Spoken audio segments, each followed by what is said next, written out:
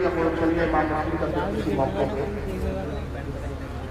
آج کی جو مذہب ہے اس کا نام ہی رکھا گیا ہے مسلک اعلیٰ. تو مسلک کے معنی کیا ہوتے ہیں؟ کبھی غور کیا آپ نے؟ مسلک کے معنی ہوتے ہیں راستہ، جس کو انگریزی زبان میں کہتے ہیں وے. راستہ مسلک اعلیٰ یعنی اعلیٰ حضرت کا راستہ. تو سوال یہ پیدا ہوتا ہے کہ بھئی اعلیٰ حضرت کا وہ راستہ کیوں؟ راستہ رسول اللہ کا کیوں نہیں؟ اگر راستہ چلنا ہی ہے تو صحابہ کرام کا کیوں نہیں؟ راستہ چلنا ہی ہے کہ امام اعظم ابو حنیفہ کا کیوں نہیں؟ اعلیٰ حضرت کا کیوں؟ اور مسلک اعلیٰ حضرت بولنے کی ضرورت کیوں اس زمانے میں؟ اگر اس کی تفصیل میں جاؤں گا تو 3 گھنٹے 4 گھنٹے میں کافی ہو جائے گا، لیکن بہت وقت کم ہے کہ بہت مختصر 2 جملوں میں بات کر دوں گا میں قدم کہ مسلک اعلیٰ حضرت کی اس زمانے میں ہماری ضرورت اس لیے ہے کہ مسلک اعلیٰ حضرت اگر کوئی مجھ سے پوچھے کہ فاروق رضوی صاحب مسلک اعلیٰ حضرت کی ڈیفینیشن بتائیے، فاروق رضوی صاحب مسلک اعلیٰ حضرت کی تعریف کیا ہے، آپ مسلک اعلیٰ حضرت کو لفظ استعمال کرتے ہیں، تو میں 2 جملوں میں بات ختم کر دوں گا کہ منشاء الہی کے مطابق، منشاء الہی کے مطابق اللہ کے رسول سے محبت کرنا ہے، یہ مسلک اعلیٰ حضرت. اللہ سبحان، یہ اعلیٰ حضرت نے ہمیں کر دیا ہے کہ نبی سے محبت کیسی کرنا ہے. تو محبت رسول کو جاننا ہے تو مسلک اعلیٰ حضرت کی پناہ لینا ہے. اور اگر مسلک اعلیٰ حضرت کو میں پروف کرنا چاہوں حدیث کی روشنی میں تو مسلک اعلیٰ اس حدیث کی ترجمانی یا اس حدیث سے اخذ کیا ہوا لفظ مسلک اعلیٰ. پوری تعلیمات اسلام کو اگر میں حدیث میں بیان کروں تو بہت سارے جملے ادا کرنے پڑیں گے. ان تمام جملوں کا اگر مجموعی طور پر ایک جملے میں بات کرنی ہو یا اس کا مخفف کو جملہ بنانا ہو تو اس کو لفظ کہہ دیتے مسلک اعلیٰ حضرت. مسلک اعلیٰ بولا وہ ساری چیز آگئی کیا آگئی؟ بڑی مشہور حدیث ہے صحیح بخاری میں، اس کی آپ بولیں تو کتاب الایمان چیپٹر ہے کتاب الایمان. امام بخاری نے کتاب الایمان لکھ کے بتایا کہ بات ایمان اور عقیدے کی ہو رہی ہے. تو عقیدہ اور ایمان کی بات میں جو حدیث لا رہے ہیں حضرت انس بن مالک سے وہ حدیث لائی، حضرت ابو ہریرہ سے ایک حدیث لائی، پھر حضرت عبداللہ بن عمر سے حدیث لائی. سند الگ ہے لیکن حدیث کا مطلب تقریباً سب ایک ہی ہے. اور وہ حدیث پاک کیا ہے؟ حدیث نمبر 14 15 16 3 حدیث لگاتار لکھتے ہیں. اور حدیث پاک میں اللہ کے نبی نے فرمایا لا یؤمن احدکم حتی اکون احب الیہ من والدہ وولدہ والناس اجمعین. اے لوگوں تم میں اس وقت تک کوئی مومن ہو ہی نہیں سکتا جب تک وہ مجھ سے اپنے ماں باپ سے زیادہ، اپنی اولاد سے زیادہ، اپنے دوست و رشتہ دار احباب سے زیادہ، والناس اجمعین تمام لوگوں سے زیادہ جب تک مجھ سے محبت نہ کرے وہ مومن ہو ہی نہیں سکتا. سبحان اللہ. نعرہ تکبیر، نعرہ تکبیر، نعرہ رسالت، جشن دستار بندی، علامہ فاروق صاحب رضوی، نعرہ تکبیر. تو عقیدے کی جان، ایمان کی جان ہے محبت رسول. کس سے زیادہ؟ بولو کس سے زیادہ محبت رسول چاہیے؟ ارے بولے بھائی، باپ سے زیادہ، ماں سے زیادہ، اولاد سے زیادہ. اگر محبت رسول کے مقابلے میں باپ آ جائے، باپ کو چھوڑنا پڑے گا رسول کی محبت کو نہیں چھوڑ سکتے. محبت رسول کے مقابلے میں بیٹا آ جائے، بیٹے کو بیٹا نہیں سمجھنا پڑے گا، بیٹے کو ترک کرنا پڑے گا، چھو مومن بن جائے گا. کوئی کتنا ہی حسرت کرنے رشتے دار آ جائے. اور یہی صحابہ کرام کا عمل تھا.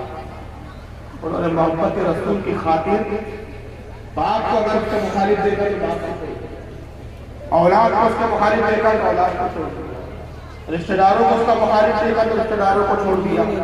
غزوہ بدر کے اندر 313 صحابہ کرام، مدھیہ مقابل میں 1000 لوگ، اور وہ 1000 لوگ کوئی اجنبی لوگ نہیں، وہ قبیلے کے اسی خاندان کے رشتہ دار ہے. کسی کا چچا وہاں کھڑا ہوا ہے، کسی کا باپ وہاں کھڑا ہوا ہے، کسی کا بیٹا وہاں کھڑا ہے، اور رسول کے ساتھ ادھر ایک ہے ادھر دوسرے لوگ ہیں، آپس میں رشتہ داریاں بھی ہیں. اور وہ 313 اس حال میں اس جنگ کے لیے آئے ہیں تو ان کے پاس نہ ہتھیار ہے نہ اوزار ہے. کسی کے پاس بھی ہے، کسی کے پاس ایک لکڑی موٹی سی ہے، کسی کے پاس گھوڑا ہے تو تلوار نہیں، تلوار ہے تو زیر بختر نہیں. یعنی سامان مکمل طور پر نہیں ہے، مگر انہوں نے 313 نے اپنے ہی خاندان والوں سے لڑا، ان سے جنگ کی اور یہ اعلان کر دیا دنیا والوں کے لیے ایک مثال قائم کر دی کہ دنیا والوں دیکھ لو کہ ایمان کہتے کسے ہے، محبت رسول کے تقاضے کیا ہے، صرف یہ کہہ لینے سے مسلمان نہیں ہوں گے کہ آپ دعویٰ کر لیں کہ رسول اللہ سے محبت کرتے، دعوے سے ایمان ثابت نہیں ہوتے، ایمان ثابت ہوتا ہے پریکٹیکل پیش کرنے سے،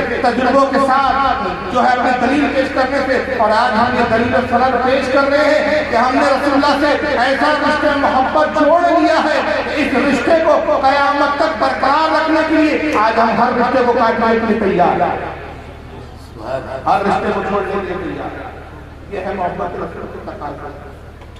لیکن ایک طرف آپ دعویٰ کریں کہ رسول اللہ سے محبت کرتے ہیں مگر اللہ نہ کرے، اللہ نہ کرے کسی کا چچا گستاخ رسول ہو جائے، اور پھر آپ کہتے ہیں کہ آپ کے چچا ہے چھوڑ نہیں سکتے، دنیا داری ہے، تو آپ نے صحیح کہی کہ دنیا داری ہے، تو پتہ چلا کہ آپ سمجھ رہے کہ بس یہ دنیا ہی آپ کو ساتھ زندگی رہنا ہے، تو دنیا داری ہے تو دنیا تک تو چچا ہے، آخرت میں بھی چچا کام نہیں آئے گا، کام آنے والی ذات ہے رسول اللہ کی، مگر رسول اللہ پھر آپ کی شفاعت نہ کریں گے، کہیں گے تو میرے گستاخ اور میرے دشمن سے دوستی کرتا تھا، کس منہ سے آیا کہ میں تیری شفاعت کر لوں؟ تو دنیا داری کے لیے آخرت کی قربانی نہیں دی جائے گی، مگر ابھی ایک ماحول چل رہا ہے، آپ کا تو خیر الحمدللہ سننے زیادہ ہے، لیکن یو پی، بہار، بنگال، مہاراشٹر، بلکہ میں کہوں پورے ہندوستان میں شاید کچھ علاقے چھوڑ کر ہر جگہ ایک ماحول بنا ہوا ہے کہ بھائی نفرت کی بات مت کیجیے، محبت کی بات، سننے میں کتنا اچھا لگتا ہے، اچھا لگتا ہے نہیں؟ لیکن وہ یہ نہیں بتاتے کہ بھائی جو لوگ نفرت کرتے ہیں وہ نفرت کرنے کی وجہ کیا ہے، بھائی وہی تو بتاؤ، میں نفرت کی بات مت کیجیے، محبت کی بات کیجیے، امت بن کر رہیے، میل جول کر کے رہیے، دیکھ نہیں رہے آپ ہندوستان کے حالات کیسے ہیں، مسلمان کتنے پریشان ہیں، مسلمانوں پر کتنا ظلم ہو رہا ہے، دنیا کی کتنی قومیں ہیں جو مسلمانوں کو ختم کرنا چاہتی ہے، بھائی آپ کی ساری باتیں صحیح ہے، ایک بات کی تصدیق کرتے ہیں، حالات مسلمانوں کے خراب ہیں، مسلمانوں کے دشمن ہیں، لوگ مسلمانوں کو تباہ کرنا چاہتے ہیں، لوگ مسلمانوں کو ہندوستان سے نکالنا چاہتے ہیں، ساری باتیں، مگر یہ بھی تو بتاؤ کہ یہ باتیں جو سیاسی خرابیاں ہیں، جو یہ سیاسی ہمارا دیوالیہ پن ہوا ہے، یہ معاشی اعتبار سے جو ہمارا بائیکاٹ ہندوستان بھر میں لوگ کر رہے ہیں دوسری قومیں، سوال یہ پیدا ہوتا ہے کہ نوبت آئی کیوں؟ یہ نوبت اس لیے آئی کہ ہمارا رسول اللہ سے رشتہ محبت کمزور ہو گیا، محبت رسول کے رشتے کے مقابلے میں اب ہم دوسری رشتہ داریاں بھی، تو سننے میں نعرہ اچھا لگتا ہے کہ محبت کی بات کرو، اتحاد کی بات کرو، اور اس نعرے کا ایک سب سے بڑا جو مبلغ ہے وہ یا پروپیگنڈا کرنے والا ہے وہ مولوی جس کا نام ہے طارق جمیل، شاید آپ نے بہت سارے لوگوں انٹرنیٹ کے ذریعے سے سنا بھی ہوگا، اور یہ اپنی مکاری اور اپنی بات پیش کرنے کے اس نے ایک بڑا عجیب انداز اختیار کیا ہے کہ رو رو کے بیان کرتا ہے، اس لیے کہ مکار آدمی کی پہچان ہوتی ہے، چور کی پہچان ہوتی ہے، چور جب آتا ہے شکل بھولی بنا کے، مکار آتا ہے تو آنسو بہاتے ہوئے آتا ہے کہ آپ اس کے آنسو سے مرور ہو جائیں، یہی طارق جمیل کا کچھ تک حال ہے، نتیجہ یہ ہوا ہے جناب کہ طارق جمیل صاحب رو رو کے یہی بات ہوتی ہے، لیکن سوال یہی پھر پیدا ہوتا ہے کہ کیا یہ اسلام کی تعلیم واقعی ایسی ہے کہ یہی رسول اللہ کا فرمان ہے، اس پر آگے گفتگو ہوگی، پہلے طارق جمیل کے جملے سنیے، طارق جمیل ارے ساؤنڈ اس کا ہے، امت بن کے رہو، مسلم بن کے رہو،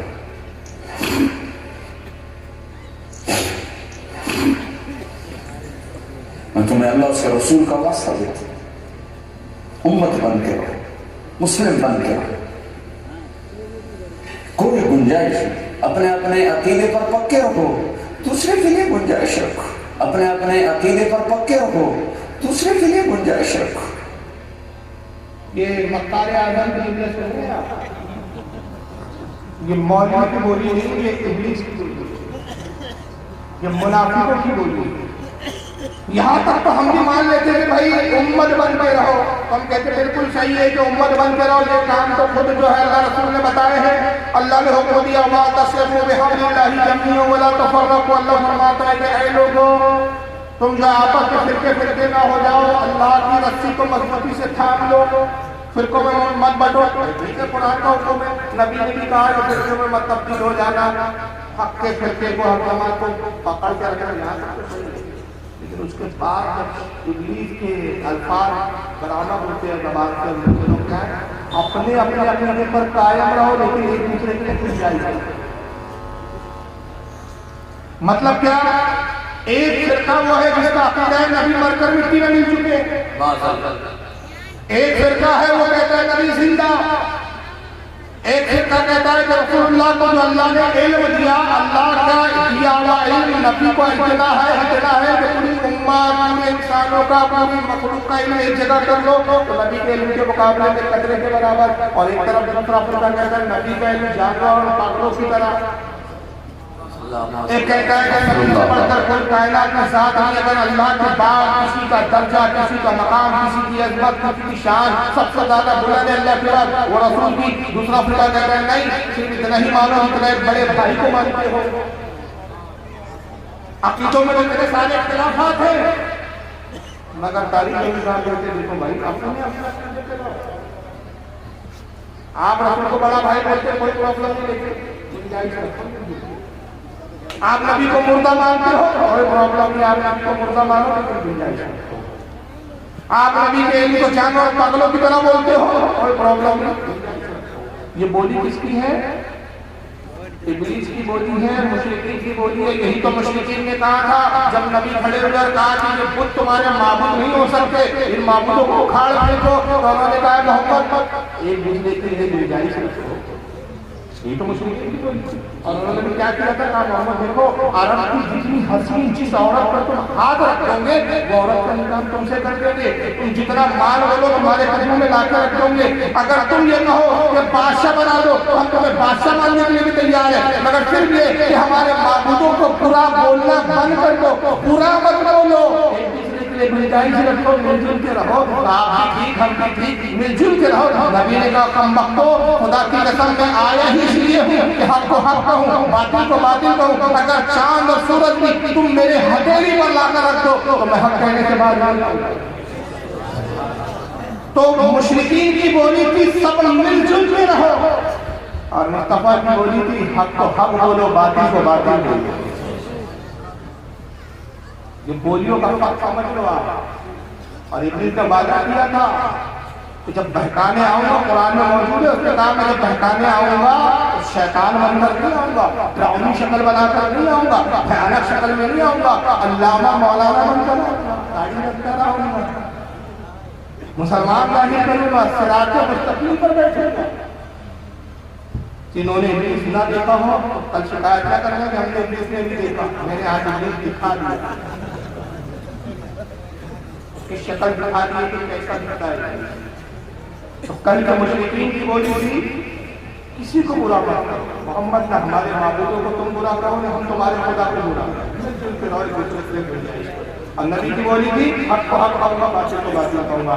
آج بھی اہل سنت کی بولی اور ہے، وہابیت کی بولی اور ہے۔ وہابیت کی بولی یہ ہے سب مل جل کے رہو، گویا گوبر اور جو ہے حلوہ ایک کر دو، اور ہم کہتے ہیں نہیں گوبر گوبر ہوگا، حلوہ حلوہ ہوگا، حلوہ ہم کھائیں گے، گوبر یوگی جی کے لیے چھوڑ دیں، حلوہ گوبر ایک جگہ نہیں ہو سکتا، بولی کا فرق ہے۔ اور ہو سکتا ہے کل آپ کو شکایت ہے لفظوں پہ کھیل کر گیا، دلیل کچھ نہیں دی، میں قرآن کی بولی بتاتا ہوں۔ تاریخ کی بولی سن چکے آپ، محبت کی بات کرو، امت بن گئے ہو، ایک دوسرے سے مل کے رہو، ایک دوسرے کے لیے گنجائش رکھو، اپنا تو اب اگر اپنے عقیدے میں قائم رہنے کی بات آ جائے تو قادیانیوں میں تو پھر وہ بھی ہے کہ غلام احمد قادیانی کو نبی مانتے ہیں، تو ان کو بھی کافر نہیں بولنا چاہیے تاریخ کرنے کی بقول، بھائی وہ اپنا نبی کا تاریخ کرنے کے بقول اپنے عقیدے پہ رہو، تو وہ قادیانی غلام احمد قادیانی کو نبی مانتے رہے، ہم مصطفیٰ کو نبی مانتے رہے، لیکن جائز رکھو۔ مگر یہ قرآن کی بولی نہیں آئی ہے، کہ قرآن کیا کہتا ہے؟ پارہ نمبر 1 نوٹ کرتے ہیں، پارہ نمبر 1 سورہ بقرہ آیت نمبر 42 اللہ فرماتا ہے وَلَا تَلْبِسُوا الْحَقَّ بِالْبَاطِلِ وَتَكْتُمُوا الْحَقَّ وَأَنْتُمْ تَعْلَمُونَ۔ اللہ فرماتا ہے اے لوگو حق اور باطل کو نہ ملاؤ اور دیدہ و دانستہ یعنی جانتے بوجھتے حق کو نہ چھپاؤ۔ حق اور باطل ایک نہیں ہو سکتے، رات اور دن ایک نہیں ہو سکتے، کفر و ایمان ایک جگہ نہیں آ سکتا، محبت رسول اللہ منافقت ایک جگہ جمع نہیں ہو سکتی۔ اللہ کہہ رہا ہے حق اور باطل کو ملاؤ مت، تم میں جو یہ حرکت کرے وہ مسلمان نہیں، اور جانتے بوجھتے حق کو چھپاؤ مت۔ پھر دوسرے مقام پہ اللہ فرماتا ہے قرآن کریم پارہ 28 سورہ حشر، یہ سب قرآن سے جواب دیا۔ قرآن کریم پارہ نمبر 28 سورہ حشر آیت نمبر 20 رب فرماتا ہے لا یستوی اصحاب النار و اصحاب الجنہ اصحاب الجنۃ هم الفائزون۔ اللہ فرماتا ہے کہ جنت والے اور جہنم والے برابر ہو جائیں گے۔ یہ بندوں سے سوالیہ کتاب ہے، میں آپ کو پوچھ رہا ہوں، رب پوچھ رہا ہے اے میرے بندوں بتاؤ کہ جنت والے اور جہنم والے برابر ہو جائیں گے؟ آگے خود رب ارشاد فرماتا نہیں، ہرگز برابر نہیں ہو سکتے۔ اصحاب الجنۃ هم الفائزون، جو جنت والے وہی کامیاب ہوتے ہیں۔ مگر تاریخی میں جو کہتے ہیں جہنمی اور جنتی ایک دوسرے کی تعریف و عزت کرو، ایک دوسرے کی گنجائش کرو۔ اگر یہ شریعت پہ گنجائش ہوتی تو خدا کی قسم یہ آیتیں قرآن میں وہ واقعات نہیں بیان کیے جاتے جو واقعات گزر گئے اور جو ہمارے لیے اس طرح سے دلیل اور سند بن کر پیش کیے گئے۔ اے امت محمد یا جان لو کہ جب پچھلوں کی ہم نے پرواہ نہ کی، جب انہوں نے حق اور باطل کو ملانے کی کوشش کی تو ہم تمہارے لیے پرواہ نہ کریں۔ تاریخ میں ایک نبی کا ذکر آتا ہے جن کا نام ہے نوح علیہ السلام، نام سنا ہے آدم ثانی کا ہے۔ نوح علیہ السلام نے 950 سال تبلیغ کی۔ کتنے سال؟ 950 سال، ایک دو سال نہیں، 950 سال تبلیغ کی، اور 950 سال تبلیغ کرنے کے بعد نتیجہ کیا آتا ہے؟ 83 لوگ ایمان لاتے ہیں۔ اور پھر ایک روایت میں 87 کا ذکر ہے، یعنی پورے 100 بھی نہیں، 87 یا 83، بہت زیادہ فرق نہیں ہے، 90 بھی لوگ نہیں ہیں، 100 بھی نہیں ہے، ایک چھوٹی سی جماعت ایمان لائی۔ 950 سال کا عرصہ گزر گیا، جب نوح علیہ السلام نے دیکھا 83 لوگ ایمان لائے، مانتے ہی نہیں، سنتے ہی نہیں، اپنی قوم سے مایوس ہو گئے۔ اللہ کی بارگاہ میں ہاتھ اٹھایا، مولا اس قوم کو میں بیکار ہو گیا، عذاب دے۔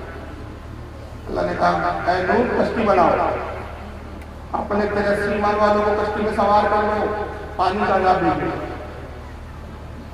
حضرت نوح علیہ السلام نے کشتی تیار کی، 83 سے 80 ایمان والوں کو کشتی میں بارش ہوئی، آسمان سے بھی پانی برس رہا، زمین سے بھی پانی برس رہا ہے۔ زمین کا پوری زمین کا کوئی ایسا حصہ نہیں ہے جب بارش میں پانی نہ ہو، جہاں میں آپ بیٹھے یہاں پہ پانی، کوئی حصہ تھا ہی نہیں جہاں پانی، پوری دنیا پہ پانی۔ روئے زمین پر آج تک تاریخ میں نہ ایسی بارش کبھی ہوئی اور نہ شاید قیامت تک ہو جو پوری دنیا میں ایک ساتھ بارش ہو رہی ہے۔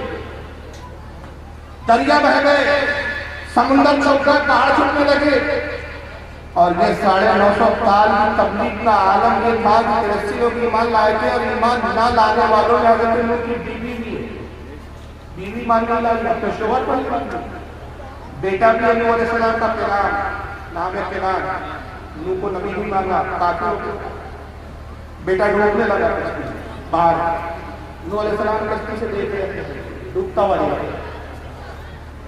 اب ظاہر ہے باپ ہوتا ہے، کتنا ہی ناکارہ ہو بیٹا، شرابی ہو، کبابی ہو، عیاش ہو، لیکن جب بیٹا مصیبت میں آتا ہے تو باپ کو رہنا نہیں، فطرت ہے۔ وہ تو نبی تھے، ان کے دل تو بڑے نرم ہوتے تھے، جب بیٹے کو پانی میں ڈوبتا ہوا دیکھا برداشت نہیں کرتا، اپنے رب کا آواز قرآن میں واقعی کو بیان کرتا تاکہ ہمارے لیے در سے عبرت ہو جائے۔ پارہ نمبر 12 سورہ ہود آیت نمبر 44 اور 45، دو آیت۔ رب فرماتا ہے وَنَادَى نُوحٌ رَبَّهُ فَقَالَ رَبِّ إِنَّ ابْنِي مِنْ أَهْلِي وَإِنَّكَ وَعْدَكَ الْحَقُّ وَأَنْتَ أَحْكَمُ الْحَاكِمِينَ۔ اور نوح نے آواز دی، ہمیں اللہ فرماتا ہے نوح نے اپنے رب کو پکارا اور کہا اے میرے رب، فقال ربی، اے میرے رب، إِنَّ ابْنِي، میرا بیٹا، میرا خاندان والا، خاندان اس سے چلے گا، نسل اس سے چلے گی، یہ ڈوب رہا ہے، بچا لے میرے بچے۔ تیرا وعدہ حق ہے کہ تو کافروں کو عذاب دیتا ہے، مگر تو احکم الحاکمین بھی ہے، حکم والا ہے، تو چاہے تو اپنے حکم کو بدل دے۔ تو قادر مطلق ہے، میرے بیٹے کو بچا لے۔ کون کہہ رہا تھا اس بیٹے کو بچا لے؟ آپ اور ہم نہیں، نبی کی بات ٹھہرائی نہیں جاتی، مگر کفر دیکھیں کتنی بڑی بیماری ہے۔ نبی کا بیٹا ڈوب رہا ہے، نبی اپنے رب کو مدد کے لیے پکار رہا ہے، میرا بیٹا بچا لے، میرا خاندان والا، میرا اہل ہے۔ رب ارشاد فرماتا ہے قالا یا نوح انہ لیس من اہلک انہ عمل غیر صالح، کہا نوح یہ تیرا بیٹا ہی نہیں، میں نہیں۔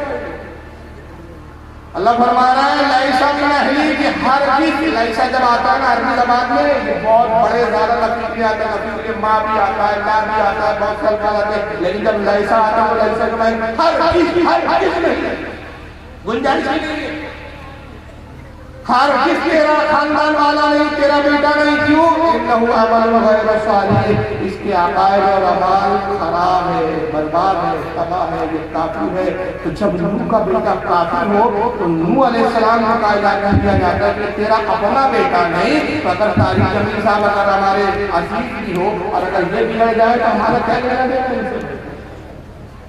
ہمارے بیٹوں کا کام سنبھالا۔ تو یہ سب رفاتے ہیں۔ اس کے بعد طارق جمیل صاحب ایک بات اور کہتے ذرا وہ بھی سن لیجیے۔ اب ان کو فکر ہو گئی کہ بھائی دیکھیے یہ جو فرقے والے کی بات ہو رہی ہے، بریلوی لوگ کہتے ہیں بھائی بس ہم حق پر پاکستان غلط، تو میں سوچ رہے یار بات ایسے لوگ اگر حق پانے سے جنت میں پہنچ جائے۔ طارق جمیل صاحب کو جنت کی فکر ہوتی ہے، سنیے ذرا انہوں نے وہ تمہیں فرقوں میں بانٹ کر گئے تھے یا امت بنا کر گئے تھے؟ کیوں اس نادان کھیل میں اپنی زندگی برباد کرتے ہو؟ کیوں نہیں مسلمان بن کے رہتے ہو؟ اس امت میں اختلاف شروع سے ہے، ہمیشہ رہے گا، یہاں تک نہ جاؤ کہ ایک دوسرے پر کفر کے فتح۔ جنت میں کون جائے گا؟ سنیوں نے کہا وہابی کافر، وہابیوں نے کہا سنی کافر، بریلیوں نے کہا دیوبندی کافر، دیوبندیوں نے کہا بریلوی کافر، شیعہ نے کہا سنی کافر، سنی نے کہا شیعہ کافر۔ جنت میں کون جائے گا؟ کچھ تو بھائیو میرے نبی کی محنت کی قدر کرو۔ اگر نبی کی محنت کی اتنی قدر ہوتی تو ان منوز مولویوں کو اپنا بزرگ اور پیشوا نہیں بناتے جنہوں نے نبی کے علم کو جانور اور پاگلوں کی طرح بنایا۔ نبی کی محنت کی قدر ہوتی تو اس مولوی کو اپنا بزرگ اور پیشوا نہیں کہتے جس نے نبی کو مردہ مٹی میں ملنے والا تھا۔ یعنی طارق جمیل صاحب دیکھیں الٹا چوٹ کو توال کو جاتے ہیں، محاورہ ہے نا، بہت ٹھنڈا سن رہے آپ لوگ، یہ تقریب سمجھ میں آ رہی ہے نہیں آ رہی ہے؟ آ رہی ہے۔ طارق جمیل صاحب دیکھیں کیسے مقاری میں کھلتے کہتے ہیں بھائی امت میں اختلاف شروع سے ہے۔ جناب وہ اختلاف کون سا تھا یہ بھی بتا دیتے کہ امام ابو حنیفہ کا امام شافعی سے اختلاف ہے، امام شافعی کا امام مالک سے اختلاف ہے، امام مالک کا امام حنبل سے اختلاف ہے، چاروں اماموں کے آپس میں اختلاف ہے۔ یہ اختلاف ایمان و کفر کے ہے کہ مسائل کے؟ بولو بھائی، مسائل کفر کے اختلاف کو کبھی کسی زمانے میں گوارا نہیں کیا گیا۔ اگر اختلاف ہر زمانے میں رہا تو جو اختلاف فروعی رہے، جو اختلاف مسائل کے رہے، اس میں تو گنجائش رکھی گئی، اس میں کفر کا احترام کیا گیا، ایک دوسرے کی تحقیق کی عزت کی گئی۔ مگر جہاں عقیدے کی بات آئی وہاں پہ ہمارے اماموں نے کفر کے فتوے دینے سے گریز نہیں کیا۔ کیا جاہل نے نہیں دیکھا کہ تبدیلی فرقہ ہوا، اسے گمراہ ہمارے بزرگوں نے قرار دیا۔ اسی زمانے میں ایک زمانے میں جو ہے نیچری فرقہ پیدا ہوا، کسی زمانے میں قادیانی فرقہ پیدا ہوا۔ چلیے یہ تو اس زمانے کی بات ہے، پچھلے ادوار میں آپ چلے جائیں فرقہ مجسمیہ پیدا ہوا امام ابو الحسن اشعری کے زمانے میں، جس نے کہا کہ اللہ کا وجود جو ایسا ہے کہ اللہ جسم بھی رکھتا ہے، ہاتھ پیر کان ناک سب ہے، اللہ کی جو باڈی ہے اور آپ باڈی یا فزیکل باڈی کے ساتھ اللہ عرش کے اوپر بیٹھتا ہے۔ فرقہ مجسمیہ تھا، اس زمانے میں اس فرقے کو گمراہ اور کافر قرار دیا۔ یہاں تک کہ ایک ایسا بھی فرقہ پیدا ہوا جو جہمیہ تھا، جنہوں نے اللہ تعالیٰ کے وجود کو جو ہے معاذ اللہ الگ انداز میں پیش کیا۔ فرقہ تقریہ تھا، جنہوں نے تقدیر کا انکار کیا۔ فرقہ جبریہ تھا، جنہوں نے کہا انسان کچھ بھی عمل کر لے کوئی پرابلم نہیں ہے، سب جنت نہیں جائے گا۔ ایسے کئی فرقے ہوئے اور ہمارے علماء نے اس زمانے میں ایسے فرقوں کو گمراہ اور کافر قرار دیا۔ اگر آپ کہہ رہے ہیں کہ جناب کسی کو کچھ قومی مانا شیعہ ہے سنیوں کو کہا دیتا شیعہ کو کہا دیتا کچھ تو خیال رکھو تو آپ تبلیغ جماعت کا کیا نہیں کیوں چل رہے ہیں تو چھوڑو یہ تو بنو آپ بھی ایک جماعت چپک کے رکھے ہوئے ہو آپ بھی کچھ سمبول لے کے چل رہے ہو آپ بھی کچھ سمبول کے ساتھ جانے جاتے ہو آپ نے اپنی پہچان تبلیغ جماعت بنا مکاری عجیب ٹائپ کی مکاری بڑا پبلک کو الو بنانے کے لیے لایا بھائیو ایک دوسرے کو آپ کہتے رہے جنت میں کون جائے گا جیسے اللہ نے ڈپارٹمنٹ میں کیا دیکھ لو جنت میں کیا جنت خالی رہ جائے گی طالب جمیل صاحب نے زمین کو اترا ہے جنت میں خالی رہ نہیں دوں گا سب کو لے کے جب تو خود لے کے جنت میں کون جائے گا طالب جمیل صاحب آپ کو فکر کرنے کی ضرورت نہیں ہے جنت میں کون جائے گا یہ رسول نے ہمیں بتا دیا جی اور یہ اس رسول نے جنت بتایا جس کے صدقے میں جنت بنی اور اسی رسول کے جملوں کو اشاروں میں ہمارے امام نے بتا دیا کہ تجھ سے اور جنت سے وہاں بھی دور ہو ہم رسول اللہ کے جنت رسول سبحان اللہ اور جنت میں کون جائے گا آئیے میں بتا دیتا ہوں کہ رسول کیا بتا رہے ہیں یہ دیکھیے جامع ترمذی اس کے اوپر آپ کی حدیث کی کتاب ہے اس کو وہابی بھی مانتے ہیں دیوبندی بھی مانتے ہیں کیونکہ یہ کتاب حدیث کی ہے کسی خاص مکتب فکر کی کتاب ہے امام ترمذی کی جامع ترمذی اور یہ حدیث جو میں ترمذی کے حوالے سے بتا رہا ہوں آپ کو اس کو 28 صحابہ کرام نے نقل کی 28 عجیب صحابہ کرام 28 صحابہ روایت کرائے اور شاید کوئی ایسا موجود ہو جس نے اپنی کتاب میں حدیث کو نہ لکھا ہو آئیے ترمذی شریف کی حدیث نمبر 2641 اور باب کا نام ہے ما جاء فی اختلاف هذه الامہ اس امت میں اختلاف کا بیان حدیث نمبر 2641 اور امام ترمذی اس حدیث کو عبداللہ بن عمر سے نقل کرتے ہیں عبداللہ بن عمر صحابی رسول کہتے ہیں قال رسول اللہ صلی اللہ علیہ وسلم وَإِنَّ بَنِي إِسْرَائِيلَ تَفَرَّقَتْ عَلَى 72 مِلَّةٍ حضرت عبداللہ ابن عمر کہتے ہیں رسول اللہ نے فرمایا اے لوگوں قوم بنی اسرائیل جو موسیٰ کی قوم تھی اس میں فرقے ہوئے تو وہ لوگ 72 فرقوں میں بٹے وہ لوگ 72 فرقے ہو گئے وَتَفْتَرِقُ أُمَّتِي عَلَى 30 و70 مِلَّةٍ اور میری امت میں بھی اختلاف ہوگا میری امت میں 73 فرقے ہوں وہ 72 میں بٹے میری امت میں 73 فرقے میں بٹے کلہم فی النار سب کے سب جہنم میں جائے گئے الا ملۃ واحدہ صرف ایک جماعت ہوگی جنت میں الا ملۃ واحدہ ایک جماعت ہوگی جنت میں جائے گی رسول نے کہا گنجائش رکھو اپنے عقیدے پہ روشن کرنے کے لیے نبی نے یہی کہا نبی نے پاس الفاظ میں کہا 73 ہوگے لیکن کتنے لوگ جائیں گے جنت میں ایک جماعت 72 معلومت بھی رہا ہے صحابہ نے اس کے اللہ کے نبی جنتی جماعت کی پہچان جنتی جماعت کی نشانی کیا ہے کیسے پہچان جائے جو جنتی جماعت کون سی ہے جو 73 میں ایک ہے جنت میں جانے والی قالا مانا علیہ واصحابی کا سنو اس کی پہچان یہ ہے جو میرے اور میرے صحابہ کے عقیدے پر ہوگا وہی جنتی جماعت ہے اب ہم زیادہ تکلیف نہیں اٹھانا چاہتے ہیں صرف چھوٹا سا سوال کرتے ہیں ان حضرات سے کہ حضور نے پیمانہ یہ دیا کہ جو میرا اور میرے صحابہ کا عقیدہ وہ جنت ہے کیا صحابہ کا عقیدہ تھا کہ نبی بڑے بھائی کی طرح ایک کوئی تاریخ میں کوئی بھائی کلالے سے حدیث دکھا سکتا ہے کہ ابو بکر صدیق آئے اور انہوں نے کہا اے بڑے بھائی جان حضرت عمر نے کہا اے بڑے بھائی جان السلام علیکم حضرت عثمان غنی نے کہا بڑے بھائی جان السلام علیکم نہیں یہ صحابہ جب بھی خطاب کرتے تھے رسول سے باصاحب دنیا کے اعتبار سے عمروں میں زیادہ بھی اگر نہیں صحابہ کی کچھ صحابہ عمروں میں زیادہ بھی ظاہری طور پر ورنہ رسول سے عمروں کا بھی کوئی تقابل نہیں اس لیے کائنات میں سب سے پہلے پیدا ہونے والی ذات رسول اللہ کا نور ہے حضور سے عمر میں کوئی بڑا نہیں لیکن ظاہری دنیا میں اگر عمر میں بھی کوئی بڑا تھا وہ جب بھی آیا تو حضور کو اے بیٹے کہہ کر نہیں کہا اے محمد کہہ کے نہیں کہا اے بھائی کہہ کر خطاب نہیں کیا کیا کہتا تھا فدا کا ابی و امی یا رسول اللہ اے رسول اللہ میرے ماں باپ آپ پر قربان ہو جائے اس بارے میں مجھے بتائیے. حتیٰ کہ رسول اللہ کے سچے چچا حضرت عباس جب ایمان لانے کے بعد کبھی بھتیجا نہیں تھا، آپ نے جب بھی کہا کہ یا رسول اللہ یا رسول اللہ. اور ایک مرتبہ حضور نے مسکراتے ہیں پوچھا چچا آپ حضور میں بڑے ہیں کہ میں بڑا؟ حضور کو نہیں معلوم چچا بڑے، حضور کو تو خود پتا ہے نا کہ چچا بڑا ہوگا نا، بڑے تھے نا. لیکن حضرت عباس کی زبان سے جملہ کہلوا کے اپنے ماننے والوں کو عقیدہ دینا چاہ رہے ہیں. چچا یہ بتائیے کہ آپ بڑے ہیں کہ میں بڑے؟ یا بلکہ یہ نکالے بندے روایت میں تھوڑا سا اس کو کنفیوز ہو گیا. کسی صحابی نے پوچھا تو حضور صلی اللہ علیہ وسلم بڑے ہیں کہ آپ بڑے ہیں؟ حضرت عباس میں کیا پیارا جواب، آپ بڑے تو رسول اللہ ہے لیکن دنیا میں میں کچھ پہلے آیا. بڑے تو رسول اللہ، یہ صحابہ پسند ہوتا ہے.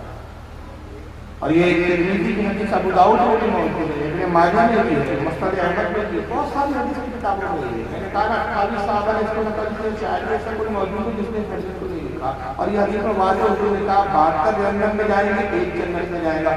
نبی 72 کو جنت میں کہنے سے ہچکچا نہیں رہے ہیں. صحابہ نبی کی زبانی 72 کا جنت میں ہونا سن رہے ہیں، قبول کر رہے ہیں. اور یہ آج کا بھتیجا تاریخ میں بولتا ہے جنت میں بول رہے ہیں، اس کو ختم نہیں ہوگی. یاد رکھیں وہابی فتنے کا نام ہے کہ جو حدیث و قرآن کے خلاف بکواس کرتا ہے، مگر ایسی ایموشنل باتیں کرتا ہے، ایسی ایموشنل انداز میں گفتگو کرتا ہے کہ ان کے ایموشنل کو سن کر آپ جو ہے کنفیوز ہو جائے گا. آپ کو لگے گا کہ کتنے حق پر ہے، امت کا کتنا درد ہے، کتنی طلاق ہے. اور اس کے لیے کچھ کیسے جھوٹ گڑھ لیتے ہیں کہ جھوٹ بولنے سے بھی بات نہیں آتا. تاریخ میں آج آپ ایک بات کرتے اس کی تکلیف میں ذرا سن لیں تب سے بات کرتے ہیں. میرے نبی تو غیروں کو اپنا بنانے آئے تھے، ہم نے اپنوں کو غیر بنا دیا. جملے کتنے اچھے ہیں. میرے نبی تو غیروں کو اپنا بنا دیا، ہم نے اپنوں کو غیر بنا دیا. آپ نے تو ٹھیک ہے جی. ارے میرا عقیدہ نبی زندہ، میرا عقیدہ نبی مردہ، تو ہمارا اپنا ہوا ہی تھا. تو نہ ان کا تھا نہ ہے تو پھر تجھ کو کیا، تو تھا ہی کب ہمارا. اب بے شک نبی غیروں کو بنانے آئے تھے کہ جو غیر تھے وہ کافر تھے، گستاخ نہیں تھے. گستاخ اور ہوتا ہے، کافر اور ہوتا ہے. تو یہ کیا چوچلے والی ہے، تاکہ ہم سب تو بات کرو چچا جائے. تک پبلک کو الو بنا کر میرے نبی کو غیروں کو بنا دیا. ہم نے اپنوں کو غیر اس لیے بنایا کہ جب اپنوں نے نوح کی بیٹی کی طرح باپ سے بغاوت کی تو جس طرح اللہ نے کہا نوح تیرا بیٹا نہیں، تو ہم نے بھی تمہیں اپنا تو سمجھا، مگر جب تم نے رسول سے غداری کی تو ہم نے بھی تمہیں دھلکار کے پھینک دیا. اور عرب کی زبان میں تمہیں ایسے نکال کر جیسے دودھ سے مکھی نکال کر پھینک دی. تم اپنے تب ہوتے جب تمہاری اور ہماری بولی ایک ہوتی. جب بولیوں میں ہی یکسانیت نہیں تم ہمارے اپنے کام ہوتے. ایک شخص آیا میرے باپ کے ساتھ گالیاں بچے اور کہا بھائی میں آپ کا بڑا عزیز دوست ہوں، لیکن تمہارا باپ انتہائی کمینہ ہے. وہ میرا اپنا ہوگا نہیں، وہ میرا دوست ہوگا تو میرے باپ کی عزت نہ کرے. ارے تو میرے باپ کی عزت نہیں کر سکتا وہ میرا اپنا کیسے ہو سکتا ہے؟ تو جو ہمارے نبی کی تعظیم نہیں کر سکتا وہ ہمارا اپنا کیسے ہو سکتا ہے؟ یہ چوچلے بازی بند کرو. پھر آگے دیکھو ڈرامہ کیسے کھیلتے ہیں، بہت مکار پھرتا ہے. میں نے کہا جس نے اگر دعویٰ کیا اور اگر سوچتا ہو بھائی انگلش کیسا ہوگا، ہم نے دیکھا نہیں، ان کی شکل دیکھ کے بالکل سمجھ لیں گے یار. جو نفرت کی آگ وہاں بھڑک رہی ہے یہاں مت بھڑکاؤ. جاؤ میرے دیش میں دیکھو کتنے سر کٹ چکے، کتنے سہاگ اجڑ گئے، کتنی مائیں بے آسرا ہو گئیں، کتنی جوان بیٹیوں کی مانگ ویران ہو گئی. کیا اسی کا نام اسلام ہے؟ اسی کا نام عشق رسول ہے؟ دیکھیے کرنا کوئی اور ہے، بول کسی اور کو ہے. سمجھ رہے آپ؟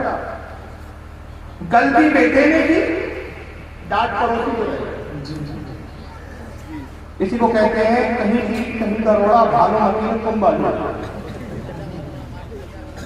مولوی صاحب اتنا ایموشنل بات کرتے ہیں، اسی کو सुनो, जो आशिक रसूल होता है वो आतंकवादी नहीं होता जी। आशिक रसूल तो बहुत बड़ी बात चले गया। मैं कहता हूँ जो ख्वाजा का गुलाम होता है वो दहशतगर्द है, और जो दहशतगर्द होता है वो ख्वाजा का नहीं होता जी। तो ये बड़े इमोशनल रोता है बड़ा बंदा, अपने को कैसे इसी को नाम इश्क रसूल, आशिक रसूल बोलते हैं, नफरत की बात करते हैं। आओ मेरे देश पाकिस्तान में रहते, पाकिस्तान की तरफ विचार मेरे देश कितनी औरतों बेवा हो गई। मौलवी जी ये भी तो बता देते हैं कि बेवा कराने वाले लोग कौन हैं? जी। कितने बच्चे यतीम हो गए हैं। मुल्ला ये भी तो बताता कि वो बच्चे यतीम करने वाले कौन हैं? अल-कायदा तुमने बनाया, दाइश तुमने बनाया, लश्कर तैयबा तुमने बनाया, हिजबुल मुजाहिदीन तुमने बनाया, जैश मोहम्मद तुमने बनाया, तालिबान तुमने बनाया। डंकी की चोट पर ऐलान करके कहता हूँ, आज तक किसी एक सुन्नी बरेली ने कभी बम नहीं रखा, आज तक किसी सुन्नी बरेली ने किसी को कत्ल नहीं किया, आज तक किसी सुन्नी बरेली ने एक दहशतगर्द तंजीम नहीं बनाई। जितनी बम रखने वाली तंजीमें, जितनी दहशतगर्द तंजीमें, वो सब तुम्हारी। औरतों को बेवा करने वाले तुम, बच्चों को यतीम करने वाले तुम, कोतवाल को डाले जी। कत्ल तो खुद ही कर दिया। यानी ये तो बात नहीं हो गई भाई, तो एक बड़ा मशहूर शेर है ना, ये कत्ल भी तुम करो के करामत करो। खुद ही कत्ल कर रहे हो, खुद ही मजलूम बन गया। कातिल भी तुम, मुंसिफ भी तुम, वकील भी तुम, सब कुछ तुम। ये भी तो बताते हैं कत्ल किसने किया। अब उसके बाद झूठ कितना बड़ा बोला है इस मौलवी ने, शर्म नहीं आती है। पूरी तबलीगी जमात का छोटा मोटा मौलवी नहीं भाई, तबलीगी जमात का इस वक्त का ये नहीं हेड है, सरबरा, अमीर। जब अमीर इतना बड़ा झूठा हो तो जमात में झूठे फिरते हो।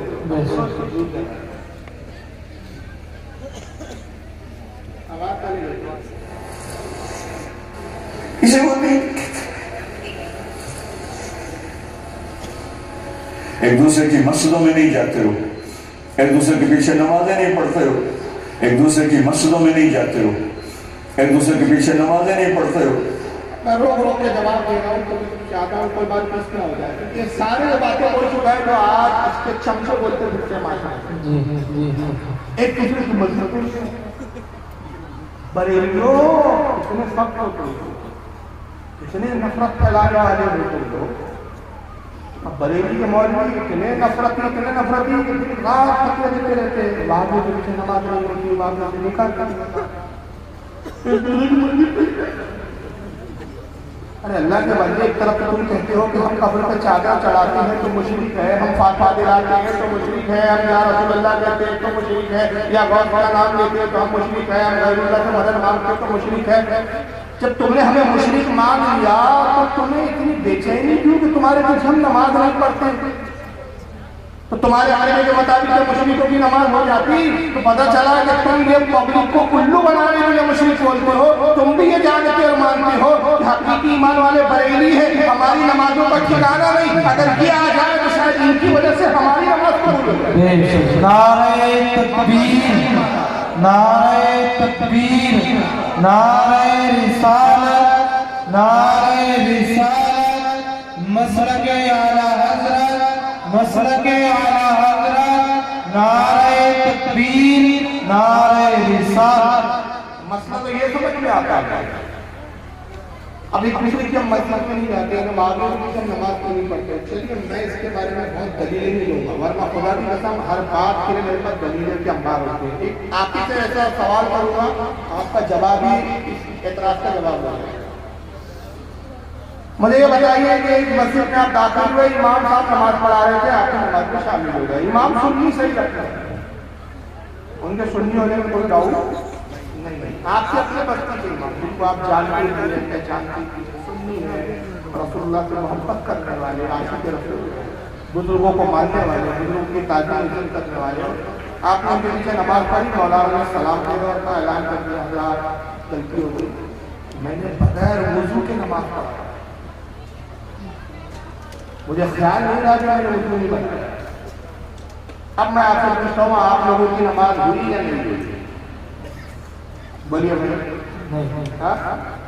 ارے ہاں آپ اس کو بولے نہیں نماز ہوئی آپ کی بھائی امام سمجھی ہے مسلمان ہے سب ہے نماز بھی صحیح طریقے سے پڑھائی قرآن بھی صحیح کی انہوں نے قرآن پڑھنے میں کوئی غلطی نہیں ہے سب کوئی ایسا عمل کیا ہی نہیں جس کی بنیاد پر کہا جائے نماز صرف وضو نہیں کیا انہوں نے بنا وضو کے نماز پڑھا دیا وضو بھی جو انہوں نے نہیں کیا وہ بھی دھوکے سے نہیں کیا جان بوجھ کے نہیں بھول گئے تھے وضو نہیں ہے میرا اور بعد میں خیال آیا پھر بعد میں اعلان بھی کرنے کے ساتھ کہ میرا وضو نہیں تھا بتائیے حکم کیا ہے نماز بھولی ہے نہیں ہوئی نماز دوبارہ وضو کر کے لوٹائی جائے کیوں نہیں ہوئی آپ تو وضو سے تھے امام کی طلب وضو سے آپ تو وضو سے تھے آپ کا وضو تھا کیا نہیں تھا ارے پوری جماعت نے سینکڑوں لیٹر پانی بہا دیا وضو کر کے ایک تنہا امام صاحب نے نہیں کیا تو پتہ چلا کہ نماز نہیں ہوئی تو اس لیے نہیں ہوئی کہ جب امام کا وضو نہ ہو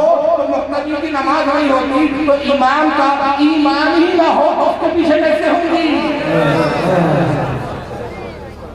وضو بڑا ہے ایمان بڑا ہے ارے جناب وضو کا الٹرنیٹ ہے پانی نہ ملے پانی کی قلت ہو جائے پانی دستیاب نہ ہو تو الٹرنیٹ ہے سبسٹیٹیوٹ ہے کیا ہے سبسٹیٹیوٹ اور الٹرنیٹ ایمان کا کوئی الٹرنیٹ ہے ایمان نہ ہو تو اس سے کام کرے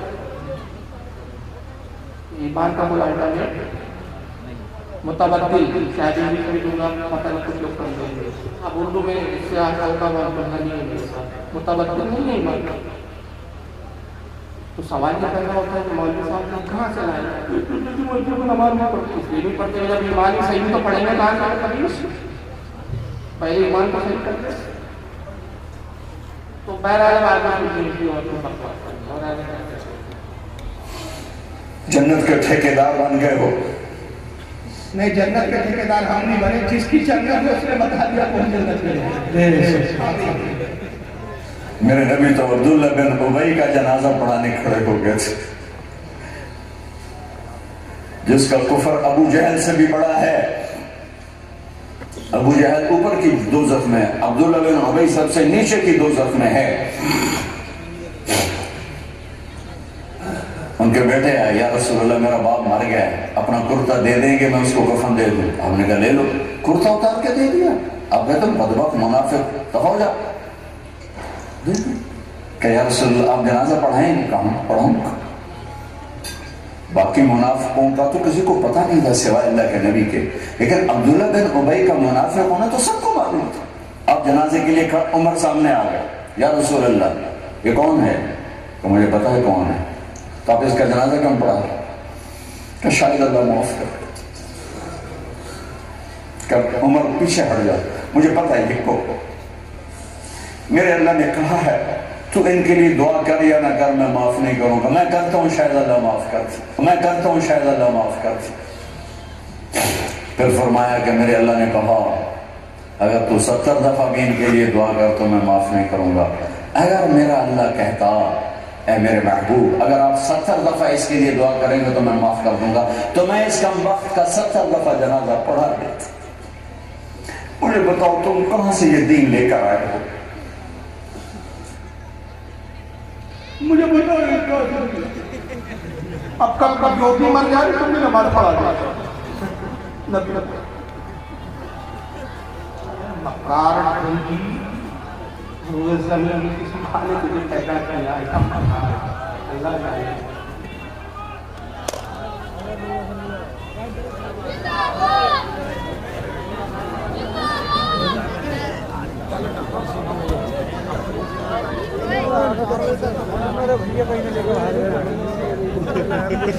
لڑے رہے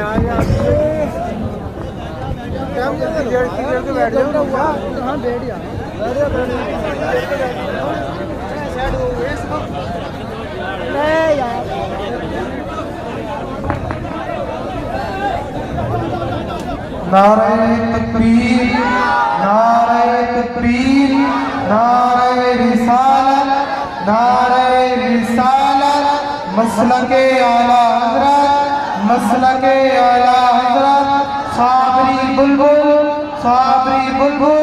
نعرہ تکبیر نعرہ رسالت آپ لوگ بیٹھے آپ لوگ بیٹھ جائیے سکون و اطمینان کے ساتھ بیٹھ جائیے.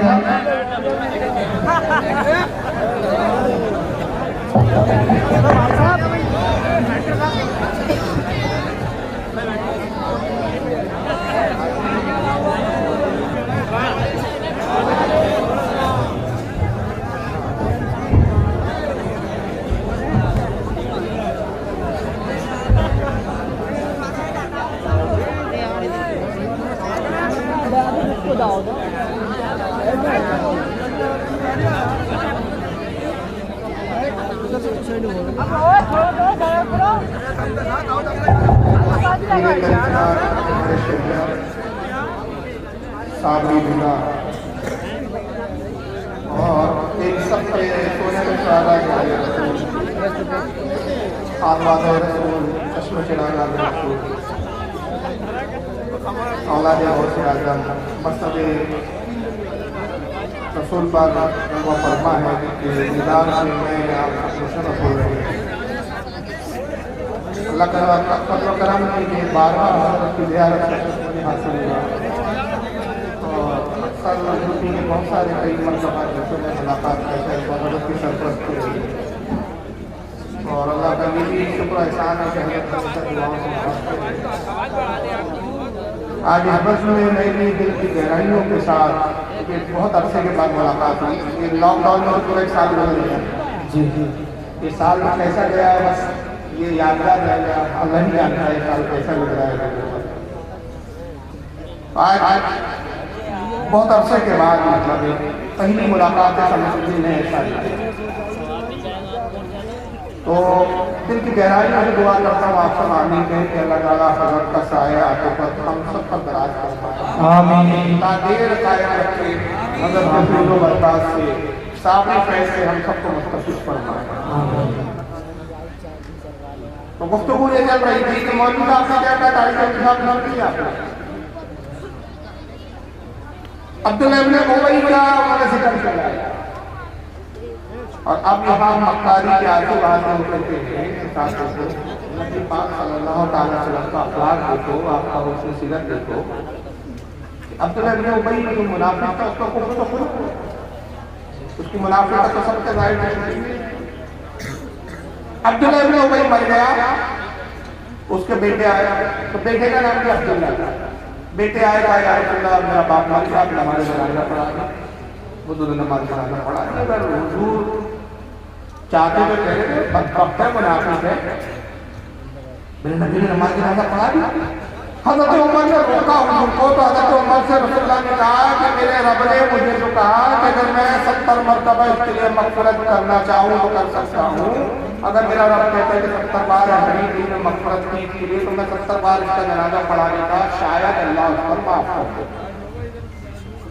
اور اس کے بعد تعلیم میں تنس کرتے کہ میرے نبی تو منافق کی نماز جنازہ پڑھاتے ہیں اور تم آپس میں اپنی نفرتیں کرتے ہو ایک دوسرے کے کفر کے فتوے لگاتے ہو کہ تم کہاں کرتے ہو. تو میں تاریخ میں ایک چھوٹا سوال کرتا ہوں کہ حضور نے یہ جملے کہے کہ شاید میرا اللہ معاف کر دے یہ روایت ہم کہاں سے لائے؟ یہ روایت میں اس جملے کا پتہ ہی نہیں یعنی اپنا فریبی مذہب چلانے کے لیے روایت کو چھوٹ بھی کر لیتے ہیں توڑ مروڑ بھی کر لیتے ہیں جو چاہے مرچ مسالے بھی لگا دیتے ہیں کچھ کا کچھ جو چاہے بنا لو بھائی آپ کو اختیار ہے کوئی روکنے والا نہیں کوئی ٹوکنے والا جی اور اس سے اگر نتیجہ یہ نکالے تاریخ جمعی کا جو بھائی حضور نے منافق کی نماز جنازہ پڑھا دی تو میں تاریخ جمعی سے پوچھتا ہوں کیا تو ذمہ داری سے ساتھ اپنے دارالعلوم دیوبند سے فتویٰ مجھے دلا سکتا ہے کہ کل اگر یوگی مر جائے یا مودی مر جائے تو اس کا نماز جنازہ تم پڑھاؤ گے؟ مجھے دارالعلوم دیوبند میں فتویٰ لا کے دیکھا. مکاری کی حد ہوتی ہے یار حد ہوتی ہے انتہا کر دی انہوں نے مکاری. اصل میں معاملہ کیا ہے آئیے اس کو پورا بڑے اطمینان سے سنیں. ہوا یہ کہ حضور صلی اللہ علیہ وسلم کے چچا حضرت عباس غزوہ بدر میں قیدی ہو کر آئے کافروں کی طرف سے گرفتار ہوا. حضور کے سگے چچا حضرت عباس بہت اونچے کے بیٹے ان کے بارے میں آتا ہے کہ ان کی ہائٹ ایسی تھی کہ جب گھوڑے پہ بیٹھتے تھے تو آپ کے پیر زمین پہ لگڑتے تھے. یہ ہائٹ کا آتا ہے اور ایک ان کی کرامت تھی کہ جب وہ بلند آواز سے چیختے تھے چلاتے تو 7 میل دور تک ان کی آواز جاتی تھی. یہ حضرت عباس کی شباہت تھی. سردی کے دن جب قیدی ہو کر آئے تو سردی کی وجہ سے وہ ان کا بدن کانپ رہا تھا. اللہ کے نبی نے فرمایا کوئی ہے جو میرے چچا کو کرتا دے دے تاکہ یہ سردی سے تھوڑا سا ان کو افاقہ ہو, سردی کم کر. اتفاق کی بات کہ وہ دنوں سے تھے کہ کوئی بھی صحابی اپنا کرتا دیتا تو کسی کا کرتا ان کے بدن کو پورا آتا ہی نہیں. عبداللہ ابن ابی یہ جو منافق تھا مدینے میں, یہ بھی بڑا اونچا چلا تھا, اس کی ہائٹ بھی حضرت عباس کی طرح تھی. اس نے اپنا کرتا اتارا اور حضرت عباس کو دے دیا. حضرت عباس کا کرتا پورا آ گیا. بعد میں حضرت عباس نے اپنے ایمان کا اظہار کیا. آخری مرنے کے وقت تک مسلمان رہے, ساتھی رہے, جنتی رہے. حضور صلی اللہ علیہ وسلم کی محبت کرتے تھے, وہ حضور سے محبت کرتے تھے. اب اس کے بعد یہ ہوا کہ عبداللہ ابن ابی جب مرا تو اس کے بیٹے تھے حضرت عبداللہ. عبداللہ ابن ابی کے بیٹے کا نام بھی عبداللہ تھا. وہ صحابی تھے, وہ ایمان لائے تھے. حضور کی خدمت میں آیا اور اس کہا کہ یا رسول اللہ میرا باپ مر گیا, میں جانتا ہوں کہ منافق تھا, بدبخت تھا, لیکن پھر بھی میں چاہتا ہوں کہ آپ نماز جنازہ پڑھا دیں, کہ شاید یہ ہو کہ آپ کی نماز جنازہ پڑھانے سے اس کے عذاب میں کمی ہو جائے. یہ نہیں کہ اس کی مغفرت ہو جائے, اس لیے کہ منافق اور کافر کی مغفرت نہیں ہوتی. تو اللہ کے نبی نے کہا ٹھیک ہے.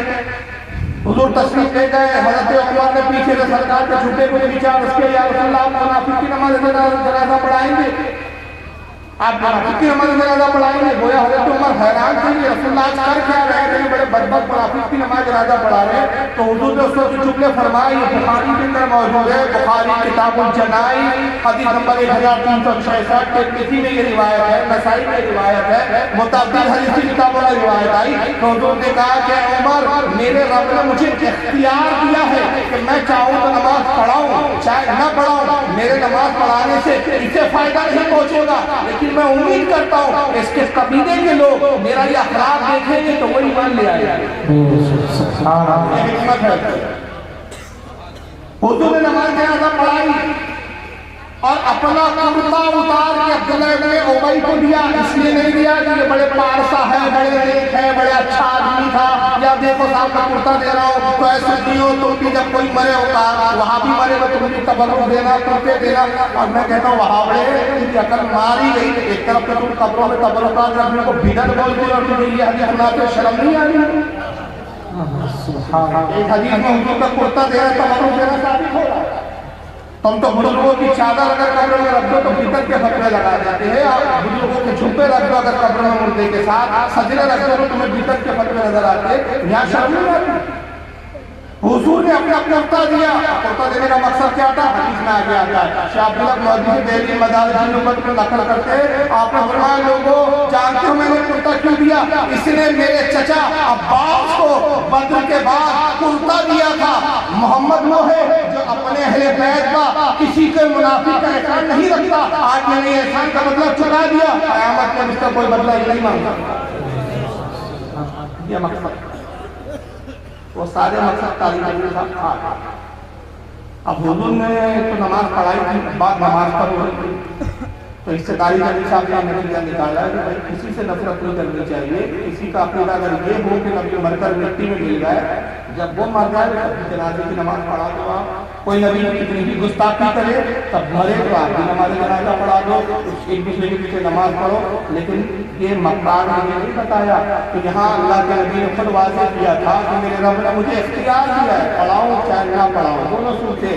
اب جب حضور نے حکمتاً پڑھا دیا تو فائدہ یہ ہوا جو حدیث میں آتا ہے کہ اس کے قبیلے کے تقریباً 60,000 لوگ ایمان میں داخل ہو گئے.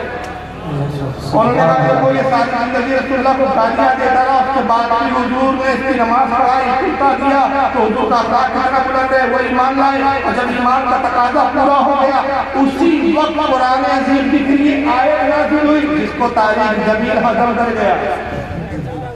یہ نہیں بتایا تھا.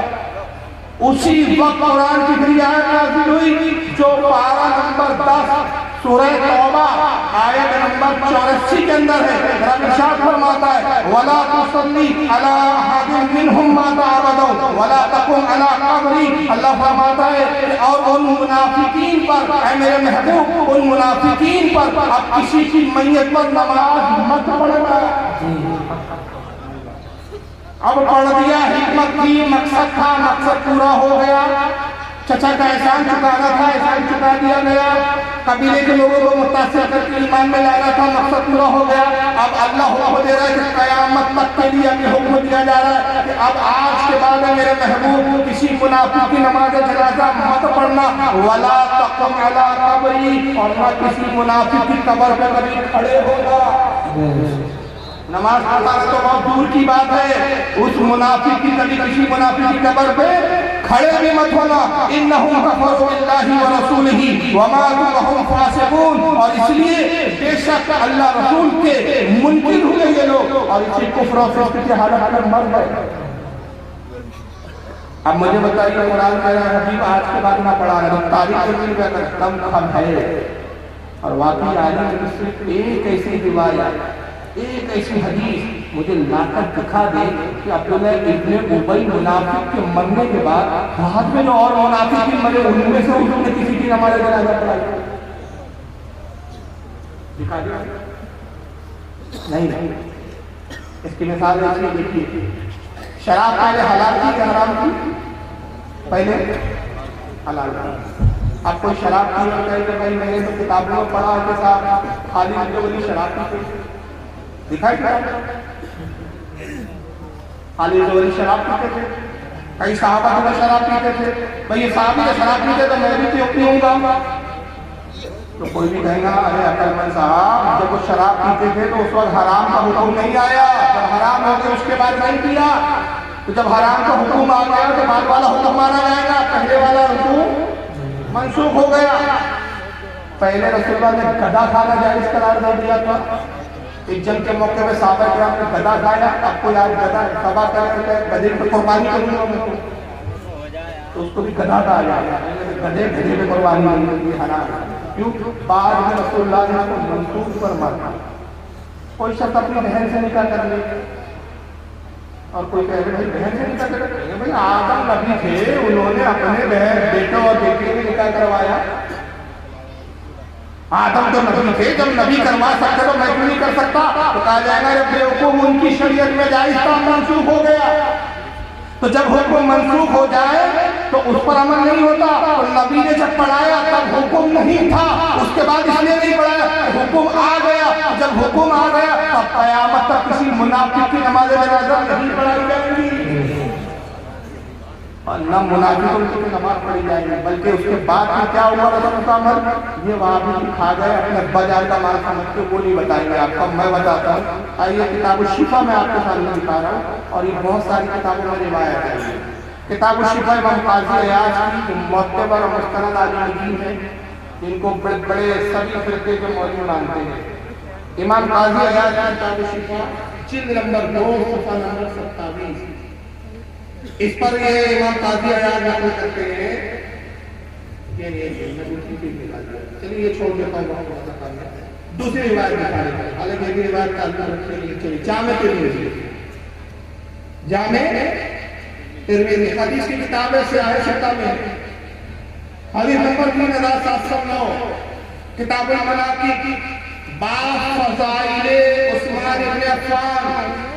इस हदीस के तहत साहिब तिरमिज़ी नकल करते हैं कि अन जाबिर रज़ियल्लाहु ताला अन्हु क़ाला उतिया रसूलुल्लाह सल्लल्लाहु अलैहि वसल्लम बे जनाज़ति रजुलिन युसल्ली अलैहि व लम युसल्ली अलैहि।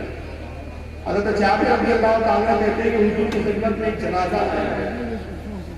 अल्लाह के नबी ने उसकी नमाज मैयत की नमाज जनाजा नहीं पढ़ी।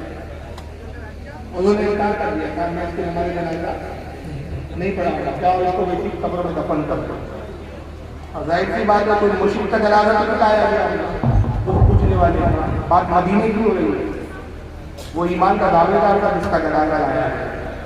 और कहा गया या रसूलुल्लाह ये फुला मर गया है, आप नमाज जनाजा पढ़ा दो। रावी कहते हैं फुला मुसल्ली है, हुजूर ने उसकी नमाज जनाजा नहीं पढ़ा। फकीला सहाबा ने अर्ज किया, पूछा یا رسول اللہ صلی اللہ علیہ وسلم ما رأینا ترکت صلاة علی حدیم قبل حاضا، اے اللہ کے نبی اس سے پہلے ہم نے کبھی نہیں دیکھا کہ آپ نے کسی کی نماز جنازہ نہ پڑھائی ہو، ایسا آج تک ہوا نہیں کہ کوئی جنازہ لایا گیا اور آپ نے نماز جنازہ پڑھنے سے انکار کر دیا ہو، اے اللہ کے نبی پہلی بار ہوا، آپ نے ایسا کیوں کیا؟ قال انہو قال یبغض عثمان یبغض اللہ، فرمایا میں اس کی نماز جنازہ اس لیے نہیں پڑھا رہا ہوں کہ یہ میرے عثمان غنی سے بغض رکھتا ہے، اللہ بھی سے جو ہے کچھ ناپسند فرماتا ہے۔ کس بنیاد پر ہمارے جنازہ ہم نہیں پڑھا رہے ہیں؟ بولیے بھائی، کس سے بغض رکھتا تھا وہ؟ رسول سے نہیں، صحابہ حضرت عمر سے نہیں، ابو بکر صدیق سے نہیں، حضرت عثمان سے افضل حضرت عمر ہے، حضرت عمر سے افضل ابو بکر ہے، ابو بکر سے بھی افضل رسول اللہ ہے، ان جو افضل شخصیات ہیں ان میں سے کسی سے بغض نہیں رکھتا تھا وہ، عثمان غنی سے رکھتا تھا۔ آقا نے کہا کہ عثمان میرے عثمان سے بغض رکھتا ہے تو اللہ بھی جو ہے اس کو ناپسند فرماتا ہے، میں اس کی نماز جنازہ نہیں پڑھاؤں گا۔ مجھے بتاؤ جو عثمان کا گستاخ ہو نبی اس کی نماز جنازہ نہ پڑھائے تو جو ہمارے نبی کا گستاخ ہو تو ہم اس کی نماز جنازہ کیسے پڑھائیں؟ نبی کا گستاخ پڑھائے تو عثمان غنی کا گستاخ پڑھائے۔ اور حدیث کس کتاب کا ہے بھائی؟ بولو ارے یار ٹھنڈے بیٹھے آپ لوگ سن نہیں رہے۔ حدیث ہے ترمذی شریف، بریلی کے مولانا کا کوئی فتویٰ ہے، اور ہم کیوں نماز جنازہ نہیں پڑھتے یا ان کے کیوں نماز نہیں پڑھتے اس کی وجہ اگر آپ کو جاننا ہے تو وہ ہے ان کے جھوٹ، ان کے نبی کی بارگاہ میں گستاخیاں۔ چنانچہ آئیے ذرا دیکھ لیجیے، یہ مولوی صاحب ہیں،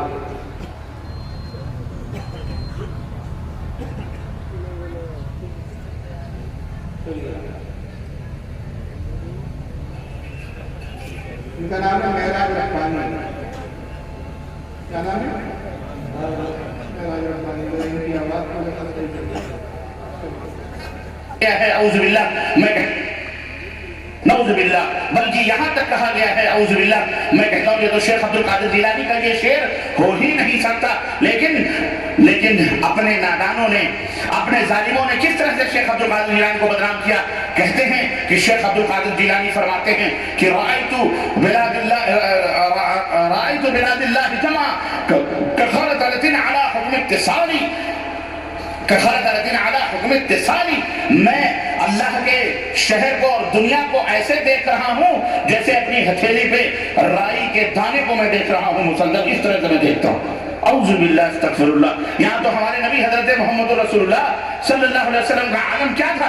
آپ صلی اللہ علیہ وسلم، اللہ کے رسول صلی اللہ علیہ وسلم کو اپنے پیٹ پیچھے کا بھی علم نہیں تھا، اللہ کے رسول صلی اللہ علیہ وسلم کو دیوار کے پیچھے کا بھی پتہ نہیں تھا کہ اس کے پیچھے کون ہے، کیا کر رہا ہے، کیا نہیں کر رہا ہے کہ نہیں؟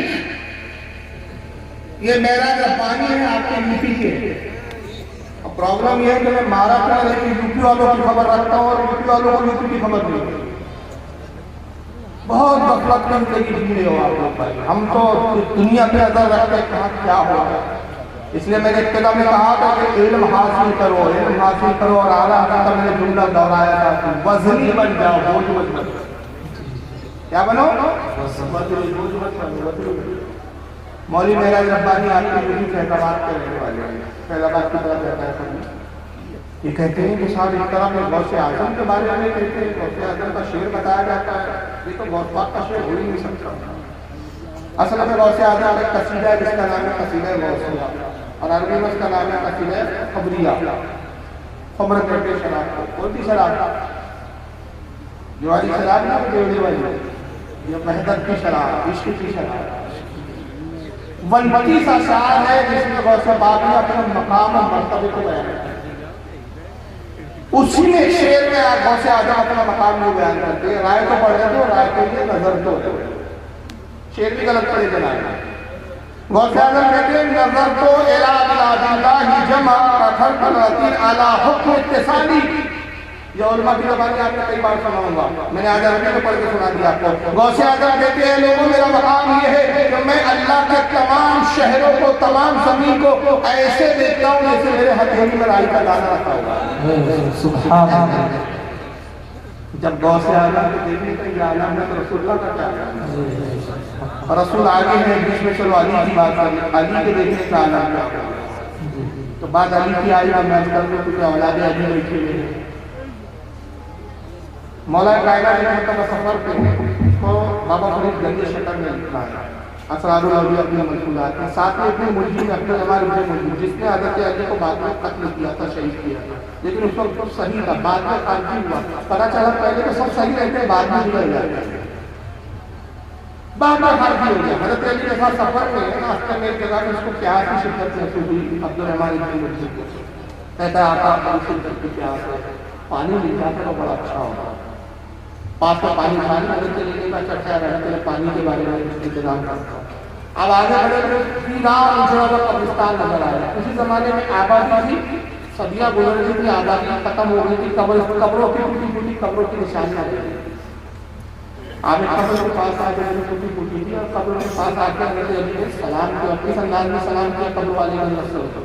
آپ نے کہا السلام علیکم یا فلاں ابن فلاں یا فلاں یا فلاں ابن فلاں یا ابن فلاں یا ابن فلاں یا ابن فلاں، آدم تک صدرہ بتا دیا۔ اے وہ شخص جس کا باپ یہ، اس کا باپ یہ، اس کا باپ یہ، اس کا باپ یہ، اس کا باپ یہ، اس کا باپ یہ، آدم تک اس کے باپ کے نام بتا رہا۔ اے قبر والے بتا پانی کہاں ملے گا؟ تو قبر سے آواز آتی ہے وعلیکم السلام یا علی مرتضیٰ، علی مرتضیٰ آپ کا سلام ہوا، اس سمت میں تھوڑا آگے جائیں پھر اس طرف جائیں تو ہمارے کنواں ہے اس کا آپ پانی پی سکتے، اچھا پانی۔ جب عبدالرحمن نے سن رہا ہے مردے کی بھی آواز سن رہا ہے، مولا علی کے کلمات میں سن رہا ہے، کہتا مولا میں حیران ہوں، خدا ہو جاؤں آپ سے، آپ اس کو جانتے ہیں، اس کے باپ کو جانتے ہیں، اس کے باپ کے باپ کو جانتے ہیں، اس کے باپ کے باپ کو، اس کے باپ کے باپ کو، آدم تک اس کا خاندان جانتے ہیں اور نہیں جانتے تو یہ نہیں جانتے پانی کا۔ یہ کیسی حیرانی کی بات ہے؟ علی فرماتے ہیں سن خدا کی قسم میں زمین سے زیادہ آسمانوں کے راستوں سے واقف ہوں، اور وہ زمین کا ایسا کوئی خطہ نہیں کہ کہاں پانی ہے جو میں نہیں جانتا، کہاں خشکی ہے میں نہیں جانتا، کس جگہ کتنا پانی ہے میں نہیں جانتا، خدا کی قسم میں جانتا ہوں کس جگہ کا پانی کھارا میں جانتا ہوں، کس جگہ کا پانی میٹھا میں جانتا ہوں، کس جگہ کا پانی تیکھا میں جانتا ہوں، کتنے فٹ پہ پانی ہے میں جانتا ہوں، لیکن میں دوسروں سے پوچھ اس لیے لیتا ہوں کہ میرے نفس میں گھمنڈ نہ آ جائے، تو وہ ہے جو سب کچھ جانتا ہے، اس لیے پوچھ لیتا ہوں۔ تو کبھی کوئی پوچھے نا کہ بھائی نبی اگر پوچھ لے کہ صاحبی بتاؤ تو بابلا کہتا ہے تم معلوم ہوتا تو پوچھا کیوں؟ تو پوچھنا معلوم ہونے کی دلیل نہیں ہوتا۔ تو اب یہ حیران ہے کہ باپ کا شرک کیسے ہو سکتا ہے؟ ہمارا تو عقیدہ یہ ہے کہ نبی کو دیوار کے پیچھے کی خبر، نبی اپنے پیٹ کے پیچھے نہیں جانتا، کہ تو ہمارے باپ دادا لکھتے چلے آ رہے ہیں، محمد ابن عبدالوہاب مجدی سے لے کر اسماعیل علیہ تک سب نہیں لکھتے آ رہے ہیں کہ حضور کو دیوار کے پیچھے کی خبر نہیں۔ کیوں؟ کہتے حدیث میں ہے اور اس کو براہین قاطعی کتاب میں رکھی ہوئی ہے، میرے پاس آیا ہے، اس میں خلیل احمد امبکی صاحب نے بھی لکھا، خواجہ رسول اللہ نے فرمایا کہ مجھے دیوار کے پیچھے کی خبر ہے۔ دیکھیں دلیل وہ لاتے ہیں جو کمزور ہوتے ہیں۔ منافق کی نماز جنازہ کے لیے کون سی دلیل لائی جو منسوخ ہے، اور حدیث وہ لائی نبی کی توہین میں جس کے بارے میں نہیں کہتا، بریلی کا کوئی مولانا نہیں کہتا۔ آئیے حدیث کے بارے میں علماء کیا کہتے ہیں؟ حضرت امام شمس الدین صحابی امام ہے، اعلیٰ حضرت سے بہت پہلے کے ہیں، 902 ہجری میں ان کا انتقال ہوا ہے، 902 ہجری میں، آج سے تقریباً کتنے سال پہلے؟ 1400 ہجری چل رہی ہے، 500 سال 550 سال پہلے۔ المقاصد الحسنہ صفحہ نمبر 413 پر حضرت امام شمس الدین صحابی کہتے ما علم ما خلق جداری ھذا، اللہ کے نبی کے الفاظ حدیث کے بیان کیے جاتے ہیں، حضور نے کہا میں نہیں جانتا کہ اس دیوار کے پیچھے کیا ہے۔ اعلیٰ شیخنا لا اصل لہ، ہمارے شیخ ابن حجر اسقلانی کہتے ہیں اس حدیث کی کوئی اصل ہے ہی نہیں، من گھڑت جھوٹی حدیث، ملا جی اپنے مقصد کے لیے جھوٹی حدیث لائے۔ اب پبلک کیا سمجھتی ہے؟ یار بیچارے اہل حدیث ہیں، دیوبندی ہیں، یہ تو بیچارے قرآن و حدیث سے بات کرتے ہیں۔ حضرت امام رحمت اسقلانی ان کی مشہور کتاب ہے الواحد الدنیا 923 ہجری میں انتقال ہوا، جلد نمبر 2 صفحہ 228 پہ کہتے ہیں اس حدیث کے بارے میں لا اصل لہ، اس حدیث کی کوئی اصل نہیں۔ امام ابن حجر الحیثمی المکی الشافعی 973 ہجری میں انتقال ہوا، اپنی کتاب افضل القراء صفحہ نمبر 373 پر کہتے ہیں لم يعرف سند، کہتے ہیں کہ اس حدیث کی سند ہمیں نہیں معلوم۔ اس کی سند پہچانی نہیں ہے، یعنی اس کی سند میں پتہ نہیں، ایسی روایت کو لاتے ہیں۔ حضرت ملا علی قاری جو مشہور حنفی اماموں میں گزرے، ملا علی قاری 1014 ہجری میں جن کا انتقال ہوا، اسرار المرفوع میں کتاب حدیث اور رجال پڑھتے تھے۔ قال الاسقلانی لا اصل له، امام اسقلانی حدیث کے بارے میں کہتے ہیں اس کی کوئی اصل نہیں۔ حضرت امام محمد بن عبد الباقی زرقانی شرح المواہب نمبر 5 صفحہ 269 پر اس حدیث کے بارے میں کہتے ہیں لا اصل له عند قوله في الخصائص ويرى من وراء ظاہری، کہتے ہیں کہ یہ حدیث کی اصل نہیں، اور اس وجہ سے کہ اس کے مقابلے میں ایک صحیح حدیث ہے جس میں نبی نے کہا میں اپنے پیٹ کے پیچھے دیکھتا ہوں۔ میرے پاس اور اماموں کے اقوال ہیں، تو آپ اندازہ لگائیے کہ حدیثیں جس کی اصل نہیں وہ وہابی بیان کرتا ہے، اور جس حدیث کی اصل وہ کبھی بیان نہیں کرتا۔ وہ کون سی حدیث ہے؟ صحیح بخاری۔ صحیح بخاری سے بڑی بڑی کی کتاب ہے؟ ارے ہاں کچھ تو بولے بھائی، یہ صحیح بخاری ہے۔ کتاب الصلاۃ حدیث نمبر 418 امام بخاری نقل کرتے ہیں حضرت ابو ہریرہ سے، ابو ہریرہ رضی اللہ تعالیٰ عنہ کہتے ہیں ان رسول اللہ صلی اللہ علیہ وسلم قال، اللہ کے رسول صلی اللہ علیہ وسلم نے ارشاد فرمایا هل ترون قبلتی ها، پس منظر یہ ہے کہ نبی نماز پڑھا رہے ہیں رسول اللہ مسجد نبوی، صحابہ پیچھے سب کو نہیں، تو بعض صحابہ کیا کرے، شارحین نے اس کو لکھا ہے کہ بعض صحابہ نماز کی حالت میں نظر دیتے ہیں، وہ سب حکم نہیں مانتا ہوں کہ نماز میں اس طرح نہیں دیکھنا چاہیے۔ کچھ لوگ گاڑی کو جا رہے ہیں، نماز میں مطلب توجہ نہیں۔ سرکار نے نماز ختم کی، سلام بھیجا اور صحابہ سے کہا هل ترون قبلتی ها، کیا تم یہ سمجھتے ہو کہ میرا رخ قبلے کی طرف، میرا چہرہ قبلے کی طرف ہے؟ پیچھے تم کیا کر رہے ہو مجھے نہیں معلوم، پیچھے تمہاری حرکتوں سے میں ناواقف ہوں۔ فَوَاللَّهِ مَا يَخْفَىٰ عَلَيَّ خُشُوعُكُمْ وَلَا رُكُوعُكُمْ، اللہ کی قسم کھا کے میرے رسول اللہ، اللہ کی قسم مجھ سے تمہارا نہ رکوع چھپا ہوا ہے نہ تمہارا خشوع چھپا ہوا ہے۔ میں تمہارے رکوع کو بھی دیکھتا ہوں، تمہارے خشوع کو بھی دیکھتا ہوں۔ رکوع تو چلو سمجھ میں آتا ہے، کل کوئی وہابی چالاکی کر کے بول سکتا ہے رکوع اس لیے دیکھ لیتے تھے کہ جو محراب تھی نا مسجد نبوی کی وہاں آئینہ لگا ہوا تھا، حضور کا آئینہ نہیں کہتا، لا سکتے کچھ بھی لا سکتے، لیکن رسول اللہ نے ان کے سارے شبہات کی نس کاٹی۔ آقا نے فرمایا میں صرف تمہارے رکوع کو نہیں دیکھتا بلکہ کیا ولا خشوعکم، تمہارے دل کے خیال کو بھی دیکھتا ہوں کہ کہاں دل لگا ہوا ہے، دل کیا کہہ رہا ہے، کیا چل رہا ہے دل میں، کتنے خشوع و خضوع کے ساتھ نماز پڑھ رہے ہو، دل کی کیفیتوں کو بھی میں دیکھتا ہوں۔ انی لا اراکم من وراء ظہری، اللہ کی قسم میں سامنے بھی ایسے ہی دیکھتا ہوں جیسے اپنے پیٹ کے پیچھے ہی۔ ظاہری کہتے ہیں پیٹ کے جیسے میں سامنے دیکھتا ہوں ویسی پیٹ کے حصے کے پیچھے بھی دیکھتا ہوں۔ آپ اندازہ لگائیں یہ صحیح حدیث بخاری میں ہے جس میں واضح لفظوں میں کہ حضور کہہ رہے ہیں اپنے پیٹ کے پیچھے بھی دیکھتا ہوں، وہ مولوی کی ملی کون سی ملی جس کے بارے میں محدثین کہہ رہے ہیں اس حدیث کی اصل نہیں، جھوٹی من گھڑت حدیث ہے، وہ حدیث لائی کیوں لائی؟ کیونکہ مقصد نبی کی توہین کرنا ہے، مقصد نبی کی عظمت بیان کرنا نہیں ہے، اور الٹا چور کوتوال کو ڈانٹے کا مدعا بن کر الٹا ہم پہ پھر یہاں فتویٰ لگاتے ہیں کہ اگر آپ نبی کا علم غیب مانتے ہیں، اگر آپ نبی کے بارے میں یہ عقیدہ رکھتے ہیں کہ حضور عالم الغیب ہے تو الٹا آپ کافر ہیں۔ اور ابھی چل رہا تھا کسی کو برا مت بولو، ابھی تاریخ نبی صاحب لوگوں کو کیا بول رہے تھے؟ کسی کو برا مت بولو، لیکن جب فتوے دینے پہ آ رہے ہیں تو ہماری کو اسلام سے خارج کرتے ہیں۔ اللہ کے نبی کو غیب کا علم نہیں تھا، اللہ کے نبی کو غیب کا علم نہیں تھا، اور اگر کوئی کہتا ہے تو دنیا کا بدترین کذاب ہے، جھوٹا ہے، مشرک ہے وہ، مشرک ہے وہ۔ اللہ کے نبی مر گئے، خبر اللہ کے نبی بولو، اور جو یہ عقیدہ نہ رکھے وہ کافر ہے۔ اللہ کے نبی کو غیب کا علم نہیں تھا، اللہ کے نبی مر گئے تو اب تم نہیں پتا آپ کو دنیا میں کیا ہو رہا ہے، غیب کا رہا ہے بولی لیکن آنے والے حالات سے واقف جو تو واقعی مر گئے ختم. اور جو یہ عقیدہ رکھیں کہ اللہ کے نبی کو غیب کا علم ہے وہ کون ہے ان کے فتوے کے مطابق؟ بولے بھائی کون ہے وہ؟ معاذ اللہ اور کافر ہے. اور ابھی ایک اور بھی رو رہے تھے کسی کو برا مت بولو مل جل کے رہو ایک دوسرے کو کافر مت بولو. یعنی جو نبی کا غیب مانے ان کے نبی کافر ہے, جو نبی کے علم غیب کا انکار کرے وہ مسلمان ہے. تو ان کا فتویٰ اگر ہمیں مان لے کہ جو یہ عقیدہ رکھتے کہ اللہ کے نبی کو غیب کا وہ کافر ہے تو نعوذ باللہ من ذالک یہ فتویٰ اللہ کا ہے. ان کے عقیدے کے مطابق سب سے پہلا کافر خدا ہے.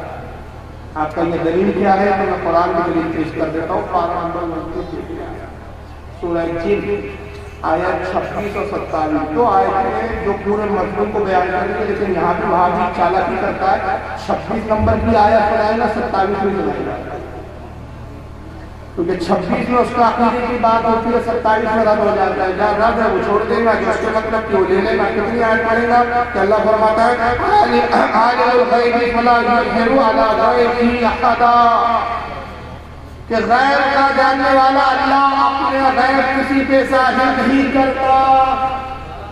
قرآن میں بھائی اللہ تعالیٰ کہہ رہے ہیں, اللہ صاحب فرما رہے ہیں کہ اللہ اپنا غیب کسی کو نہیں بتاتا. بس 26 پڑھے گا چپ ہو جائے گا. تو وہابی کی گردن پکڑ کر کہہ رہا ہے 27 میرا باپ پڑھے گا وہ بھی کوئی سنا ہے. تو آگے پھر اللہ فرماتا ہے الا من ارتضی بالرسول, ہاں رسولوں میں جسے پسند کر لیتا ہے اس کو غیب کا علم عطا فرما دیتا ہے. اللہ کہہ رہا ہے میں اپنے نبیوں کو غیب کا علم دیتا ہوں. اور وادی کہتے ہیں نبی کو ماننے کے نبیوں کو غیب کا علم دیتا ہوں. تو نعوذ باللہ سب سے پہلے اپنے کافر کو خدا تعالیٰ. لیکن آئیے حدیث کی اور تفسیر کی روشنی میں دیکھیں کہ کافر وہ ہے جو غیب نہیں مانتے, کافر وہ ہے جو غیب کا انکار کرتے. دونوں میں سے فیصلہ کیسے کروائے گا بھائی؟ اختلاف ہو گیا نا. ایک کہہ رہے کہ جو نبی کا غیب مانے وہ کافر ہے, اور ہم کہتے ہیں جو نبی کے غیب کا انکار کریں وہ کافر ہے. آئیے فیصلہ قرآن سے ائمہ سے تفاسیر کو دیکھ لیتے ہیں. ائمہ فرماتے ہیں کہ غزوہ تبوک کا موقع ہے. غزوہ تبوک ایک میدان کا نام ہے جنگ. غزوہ تبوک سے رسول اللہ لوٹ گئے مدینے کی طرف. ایک جگہ انہوں نے قیام کیا.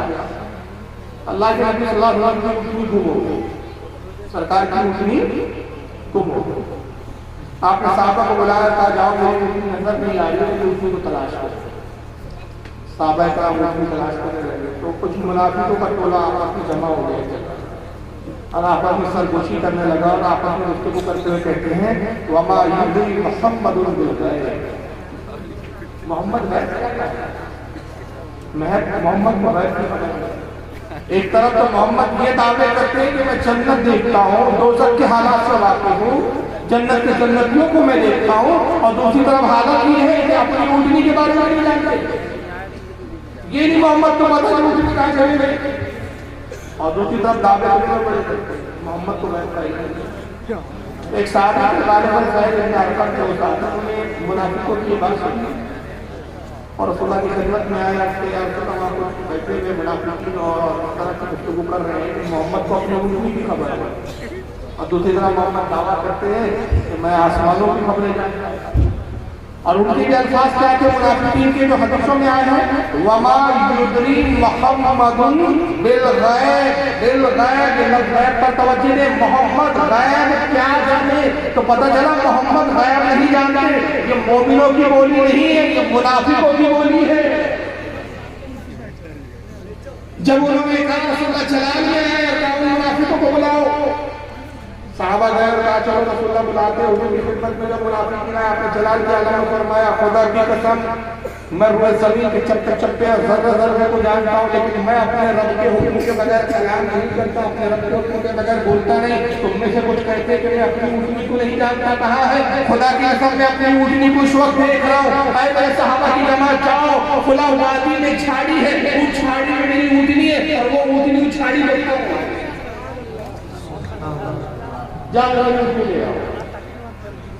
صحابہ گئے تو انہوں نے جو وادی بتائی تھی وہی وادی جو اٹھتی تھی، وہاں جھاڑی تھی، وہی جھاڑیوں کو اٹھتی کھا رہی تھی۔ جب صحابہ لائے اور منافق نے کہا کہ دیکھو تو کہتے ہیں محمد غیب نہیں جانتے، حضور کو پتہ نہیں کہ اپنی اٹھتی کا، حضور نے تو خبر دی اور جیسا بتایا ویسے ہی ہم نے اٹھتی کو پایا۔ اب کیا کہتے ہو؟ منافقوں کی عادت ہوتی ہے تو ابن وہابیوں نے لے لیے کہ پہلے کہیں گے کہاں لکھا ہے، ہم کہیں دیکھیں گا آپ کے فلاں مولانا نے کہاں لکھا ہے بتاؤ۔ آپ بڑی محنت کر کے مولانا کے پاس جائیں گے، ملیں گے تو کتاب دکھانا ہے، پھر اگر بیچارے مولانا کے پاس کتاب نہیں ہوئی تو وہ اپنے سے بڑے والے مولانا کے پاس جائیں گے، بڑی محنت کے بعد کتاب آتی ہے، کتاب وہابی کے سامنے کھولتی ہے، کھولا جاتا ہے، دیکھو بھائی آپ کے مولوی کی کتاب ایسے لکھ دیا ہو، ہم نے کیا کرا، ہم تو نبی پہ ایمان لائے نا، مولانا صاحب سے تھوڑی لائے، آپ کی پوری محنت میں پانی یہ ہوتی ہے۔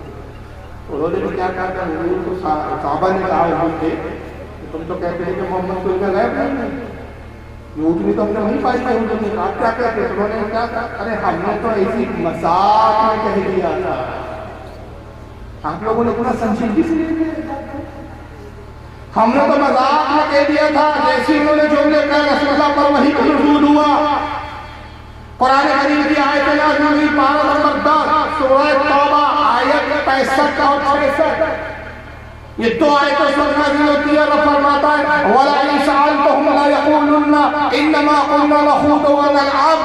اللہ فرماتا ہے اور اے میرے محبوب اگر تم ان سے پوچھو گے تو یہی کہیں گے کہ ہم ابھی ہنسی کھیل میں بول رہے تھے۔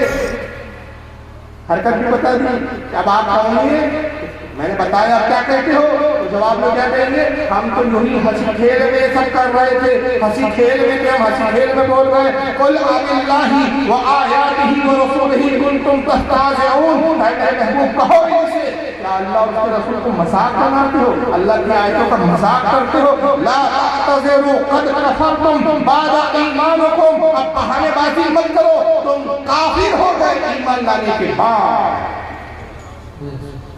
پہلے تم مسلمان تھے مگر اب کافر ہو گئے، اب بہانے مت کرو۔ تو کب تک مسلمان تھے؟ جب تک نبی کی گستاخی نہیں کی، جب گستاخی کی تو اللہ نے فرمایا اب تم ایمان والے نہیں رہے، اب تم کافر ہو گئے ایمان لانے کے بعد۔ اور گستاخی کیا کی؟ نبی کے انٹرنیٹ کا انکار۔ تو پتہ چلا کہ علم غیب کا منکر کافر ہوتا ہے، علم غیب کا ماننے والا کافر نہیں ہوتا۔ الٹا چور فتوال کو ڈالنے والی تھیوری مت بنایا۔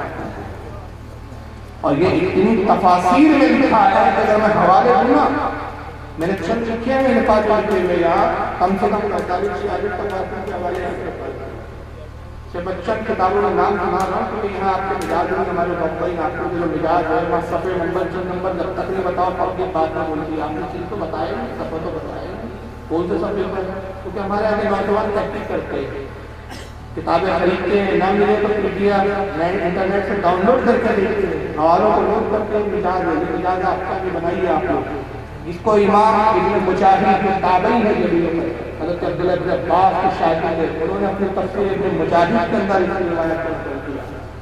اس کو امام ابن عبد الملک بن ہشام نے سیرت النبوت اس کے اندر کتاب میں نقل کیا، امام ابن جریر طبری نے اپنی تفسیر کبیر میں اس کو نقل کیا، اس روایت کو حضرت امام ابن ابی حاتم نے اپنے تفسیر قرآن میں اس کو نقل کیا، امام بہقی نے اس کو دلائل النبوت اپنی حدیث کی کتاب میں لایا، حضرت امام علی بن محمد القاسم نے اپنی تفسیر قاسم میں اس کو نقل کیا، حضرت امام اسقلانی نے اصابہ فی تمہید الصحابہ میں اس کو نقل کیا، امام سیوطی نے اس کو در منصور کے اندر نقل کیا، حضرت امام محمد بن یوسف الصالحی الشامی نے اپنی کتاب سبل الہدی والرشاد کے اندر اس کو نقل کیا، حضرت امام شہاب الدین حفاظی نے نصیب الریاض میں اس کو نقل کیا، حضرت امام زرقانی نے شرح المحقق میں اس کو نقل کیا، حضرت امام اسماعیل نبہانی نے حجت اللہ علی العالمین میں اس کو نقل کیا، ابن کثیر نے اپنی کتاب البدایہ والنہایہ میں اس کو نقل کیا، ابن قیم جوزیہ نے اپنی کتاب زاد المعاد میں اس کو نقل کیا۔ میں نے کچھ 14 حوالے یہاں پیش کیے، کم سے کم 45-44 کے قریب کے حوالے ہیں۔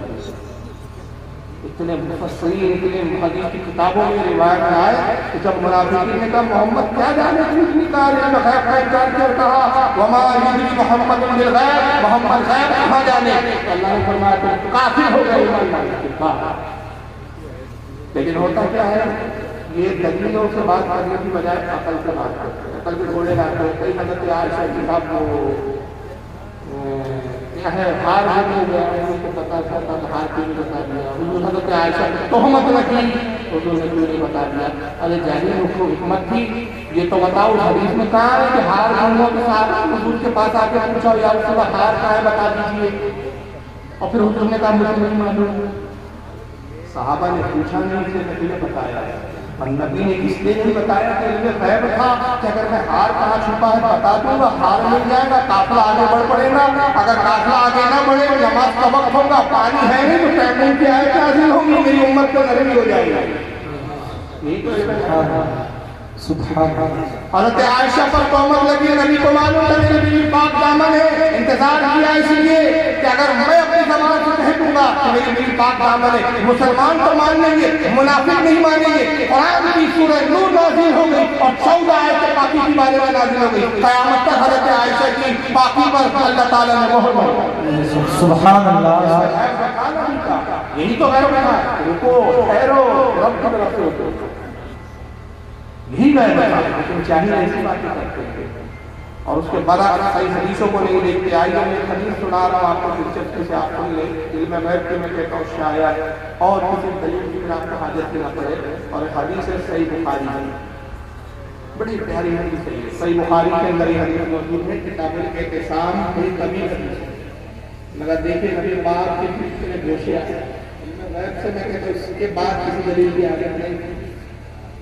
इमाम बुखारी ने इसको थोड़ा सा मुख्तसर अल्फाज में लिखा है, लेकिन तफसीर बगावी में हज़रत इमाम मोहम्मद हुसैन बिन मसूद बगावी जिनका विशाल 516 हिजरी में हुआ है, कब इंतकाल हुआ है?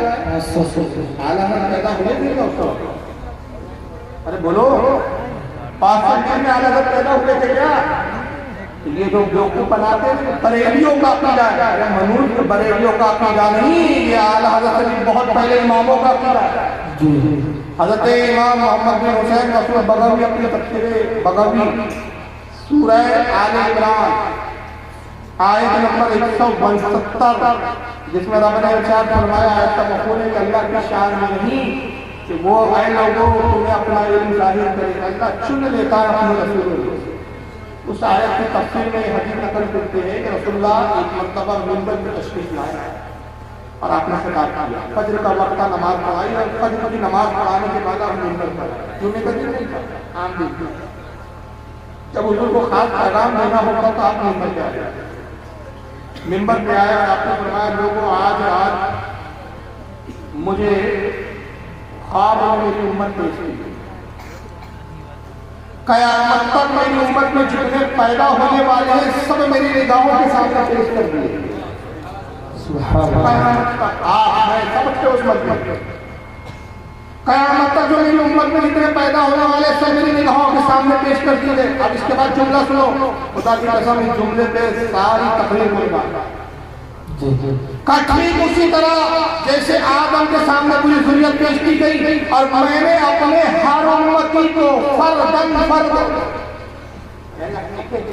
ऐसा नहीं, ये हुजूम बैठा है, इसकी जुमले के लिए समझे, हुजूम को मैं देख रहा हूँ मगर हर शख्स के मेरी खास तवज्जो, हर शख्स को मैं इंफरादी तौर पर नहीं पहचान रहा हूँ। कल कोई जलसे में कोई शख्स मिले और कहे बाबू साहब आप हमारे इलाके में आए, मैं था कभी देखा होगा मुझे याद नहीं रहेगा, मगर आइए रसूलुल्लाह का देखना कैसा है, हमारा देखना और है, मुस्तफ़ा का देखना और है। का फर्दन फर्दन हर एक फर्द को मैंने अपनी उम्मत में देखा और अब मैं अपनी क़यामत तक की उम्मत में जो पैदा होने वाले हैं सबको ऐसे पहचानता हूँ जैसे बाप अपने बेटे को पहचानता है।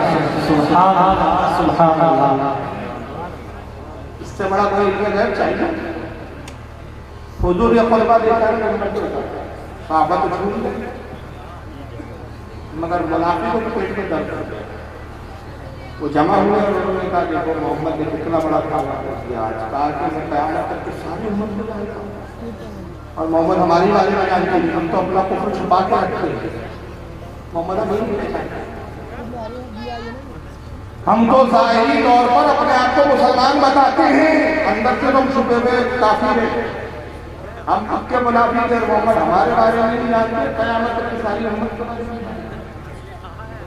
جب یہ منافقین نے کہا تو رسول اللہ تک کی بات پہنچی ظہر کا وقت تھا کہ ظہر کی نماز کے بعد ممبر قیام بڑے جلال کے آگے اب کہاں سے امام بخاری لکھتے ہیں ذرا امام بخاری کے پاس ان زہری حضرت امام زہری نے کر کے امام بخاری اخبارانی انس بن مالک رضی اللہ عنہ زہری کہتے ہیں کہ مجھے حضرت انس بن مالک نے خبر دی ان النبی صلی اللہ علیہ وسلم خرج حين زغت الشمس فصلى الظهر حضور صلی اللہ علیہ وسلم اپنے حجرے سے اس وقت آئے جب سورج تھوڑا سا ڈوب چکا تھا ٹھنڈا ہو گیا تھا گرمی کچھ کم ہو گئی تھی نبی پاک نے ظہر کی نماز پڑھائی اور جب حضور ظہر کی نماز سے فارغ ہوئے فلما سلم قام علی المنبر حضور نے نماز کا سلام کیا اور اس کے بعد آپ منبر پہ تشریف لائے اب حضور جلال منافقوں نے رسول اللہ کے بیت پر بہت تنی کی ہے بری رکھی ہے مذاق اڑایا نبی کا محمد ہمیں نہیں جانتا قیامت کی امت کے جاننے کی بات کرتے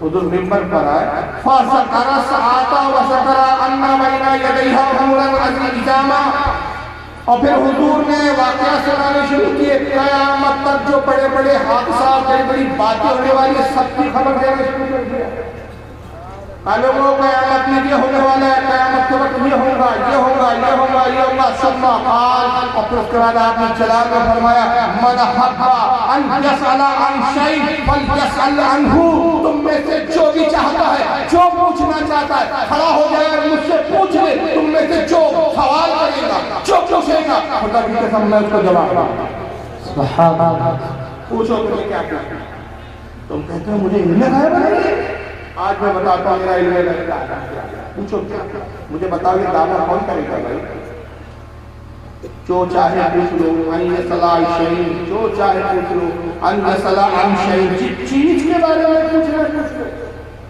شریعت کا مسئلہ نہیں پوچھ رہے رسول اللہ مسئلہ پوچھ لو شریعت کا حکم پوچھ لو عن شیء کسی بھی چیز کے بارے میں پوچھ لو میں تو کہتا ہوں یہ دعویٰ وہ کرے جو سب جانتا ہو اس لیے کہ اگر دعویٰ دلیل کے مطابق نہ ہو تو پھر یہ مذاق ہو جاتا ہے مثلاً میں اعلان کروں لوگوں جو سوال پوچھنا ہے پوچھ لو میں بیٹھا ہوں ممبر پہ جو پوچھنا ہے پوچھ لو میں سب جانتا ہوں اب مجموعے سے ایک صاحب کھڑے ہو گئے کہا فاروق صاحب آپ سب جانتے ہیں بتائیے دنیا کا سب سے بڑا ایئرپورٹ کہاں ہے میں کہا مجھے نہیں سب مذاق کرتے ہیں جناب دعویٰ کرتے ہیں آپ کو سب پتہ ہے آپ کو تو دنیا کی خبر ہونے کی دنیا کے باہر کی کیا جانتے ہیں اگر نبی اس طرح کا دعویٰ کرے اور کوئی پوچھ لے اور نہ بتا سکے تو نبی پاک معاذ اللہ نبی کا کلام ہوتا ہے یہ دعویٰ اسے زیب دیتا ہے جو ہر چیز کی خبر دینا چاہتا ہے پوچھو فَوَاللَّهِ لَا تَسْأَلُونِي عَنْ شَيْءٍ إِلَّا أَخْبَرْتُكُم بِهِ مَا دُمْتُ فِي مَقَامِ هَٰذَا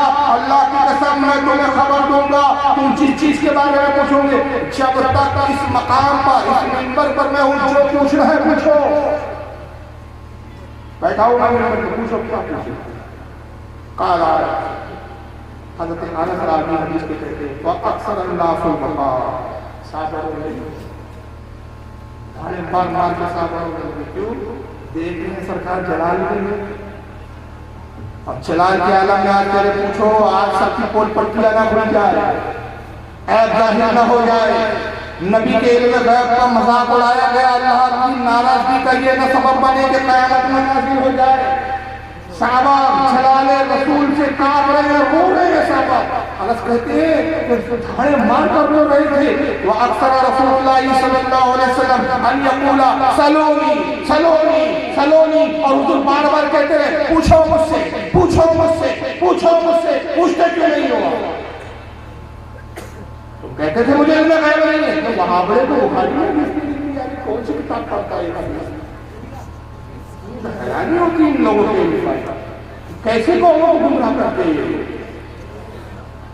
حضور کہہ رہے پوچھو مجھ سے فقال انس فقام الیہ رجل حضرت انس کہتے ہیں شخص کھڑا ہوا اس نے ہمت کی اب ایسے موقع میں ہمت مت کرے گا وہ بھی آپ کا صحابہ بول رہے ہیں اب ایک کھڑا ہوا فقال این مدخلی یا رسول اللہ اس نے کہا اللہ کے رسول آپ کہہ رہے پوچھو جو پوچھنا ہے اچھا چلیے بتائیے میں کہاں جا رہا ہوں میرا انجام کیا ہے فقال اللہ تجھے جہنم میں جا رہا ہے کون جنت میں جائے گا کون جہنم میں جائے گا جو بھی مصطفیٰ جانتے ہیں۔ وہ منافق کا وہابی نہیں تھا، اس نے اعتراض نہیں کیا کہ محمد طویل دیجیے کہ میں جہنم میں کیوں بیٹھ گیا، محمد کو دبا کے جہنم ہی نکل کے آپ دنیا کی کوئی طاقت میں جنت ہی نہیں بنا۔ آئینہ مدخلی یا رسول اللہ، اللہ کے رسول وسلم میرا کہاں جانا کہاں جانا؟ قال انا جہنم میں۔ فقام عبداللہ ابن حذافہ، حضرت عبداللہ ابن حذافہ ایک صحابی کھڑے ہوئے، یہ کون تھے؟ حضرت عبداللہ، ان کے باپ کا نام تھا حذافہ، نام ہے صحابی کا عبداللہ۔ لوگ ان پر جھوٹی تہمت لگاتے تھے منافقین، اور کہتے تھے کہ یہ حذافہ کا بیٹا نہیں ہے، یہ کسی بدکار شخص کا بیٹا ہے۔ ان کی ماں پر تہمت لگاتے تھے، ان کی ماں نے بدکاری کی، کسی اور کا بیٹا۔ حضرت عبداللہ ان تعلق میں بڑے پریشان تھے، انہوں نے دیکھا یا رسول اللہ تو خود کہہ رہے ہیں، جو پوچھنا ہے پوچھ لو، کیوں نہ میں آج اپنے اصلی باپ کے بارے میں پوچھ لوں۔ گویا وہ صحابی کا عقیدہ یہ ہے کہ حضور کس کا باپ ہے، کون صحیح نسب ہے یہ نہیں جانتے، اور یہ ایک ایسا راز ہے کہ بھائی کس عورت نے کس مرد کے ساتھ کیا کیا، اس سے اسے بچہ جنا جو اس کے سوا کوئی نہیں، سمجھ رہے نا؟ اب یہ الگ بات ہے کہ آج کے زمانے میں ڈی این اے وہ بھی ڈی این اے کا جب کراؤ گے تو پتہ چلے گا، ورنہ ڈی این اے کرائے بغیر تھوڑی پتہ چلے گا۔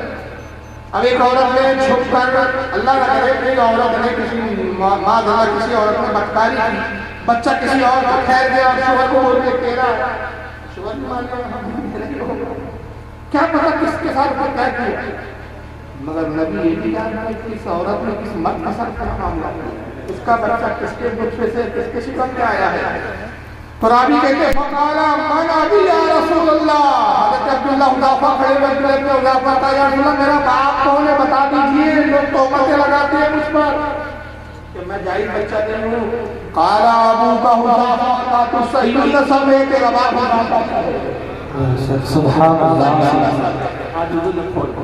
قال ثم اكثر ان يقول سلوني سلوني، حضور پھر بار بار کہتے رہے پوچھو مجھ سے پوچھو مجھ سے، اب پوچھتے کیوں نہیں ہو؟ میرے علم غیب پر تو نے اعتراض کیا تھا، جب حضور کا جلال دیکھا فبارک عمر علی ركبتہ، حضرت عمر نے دیکھا کہ حضور کے جلال کی کیفیت نہ ہو جائے کہ اللہ تعالیٰ اپنا حساب ہم کو معلوم کر دے، حضرت عمر اس طرح رسول کے قریب آیا جیسے بچہ گھٹنوں کے بل چلتے ہوئے اعلیٰ رکبتہ، جیسے بچہ گھٹنوں میں بل چلتا ہے، دودھ پیتا بچہ کیسے چلتا ہے، یہ حضرت عمر جیسے جن سے شیطان بھاگتا ہے ان کی کیفیت کا عالم ہے۔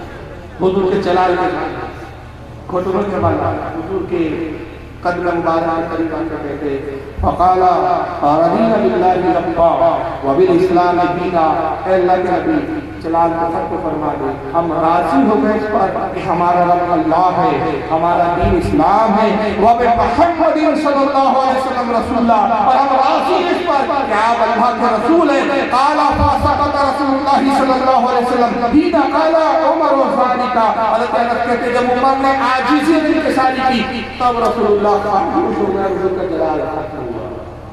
اگر عمر یہ نہ کرتے تو حضور کے جلال کا کیا انجام ہوتا ہے، قیامت صغریٰ تو آ چکی۔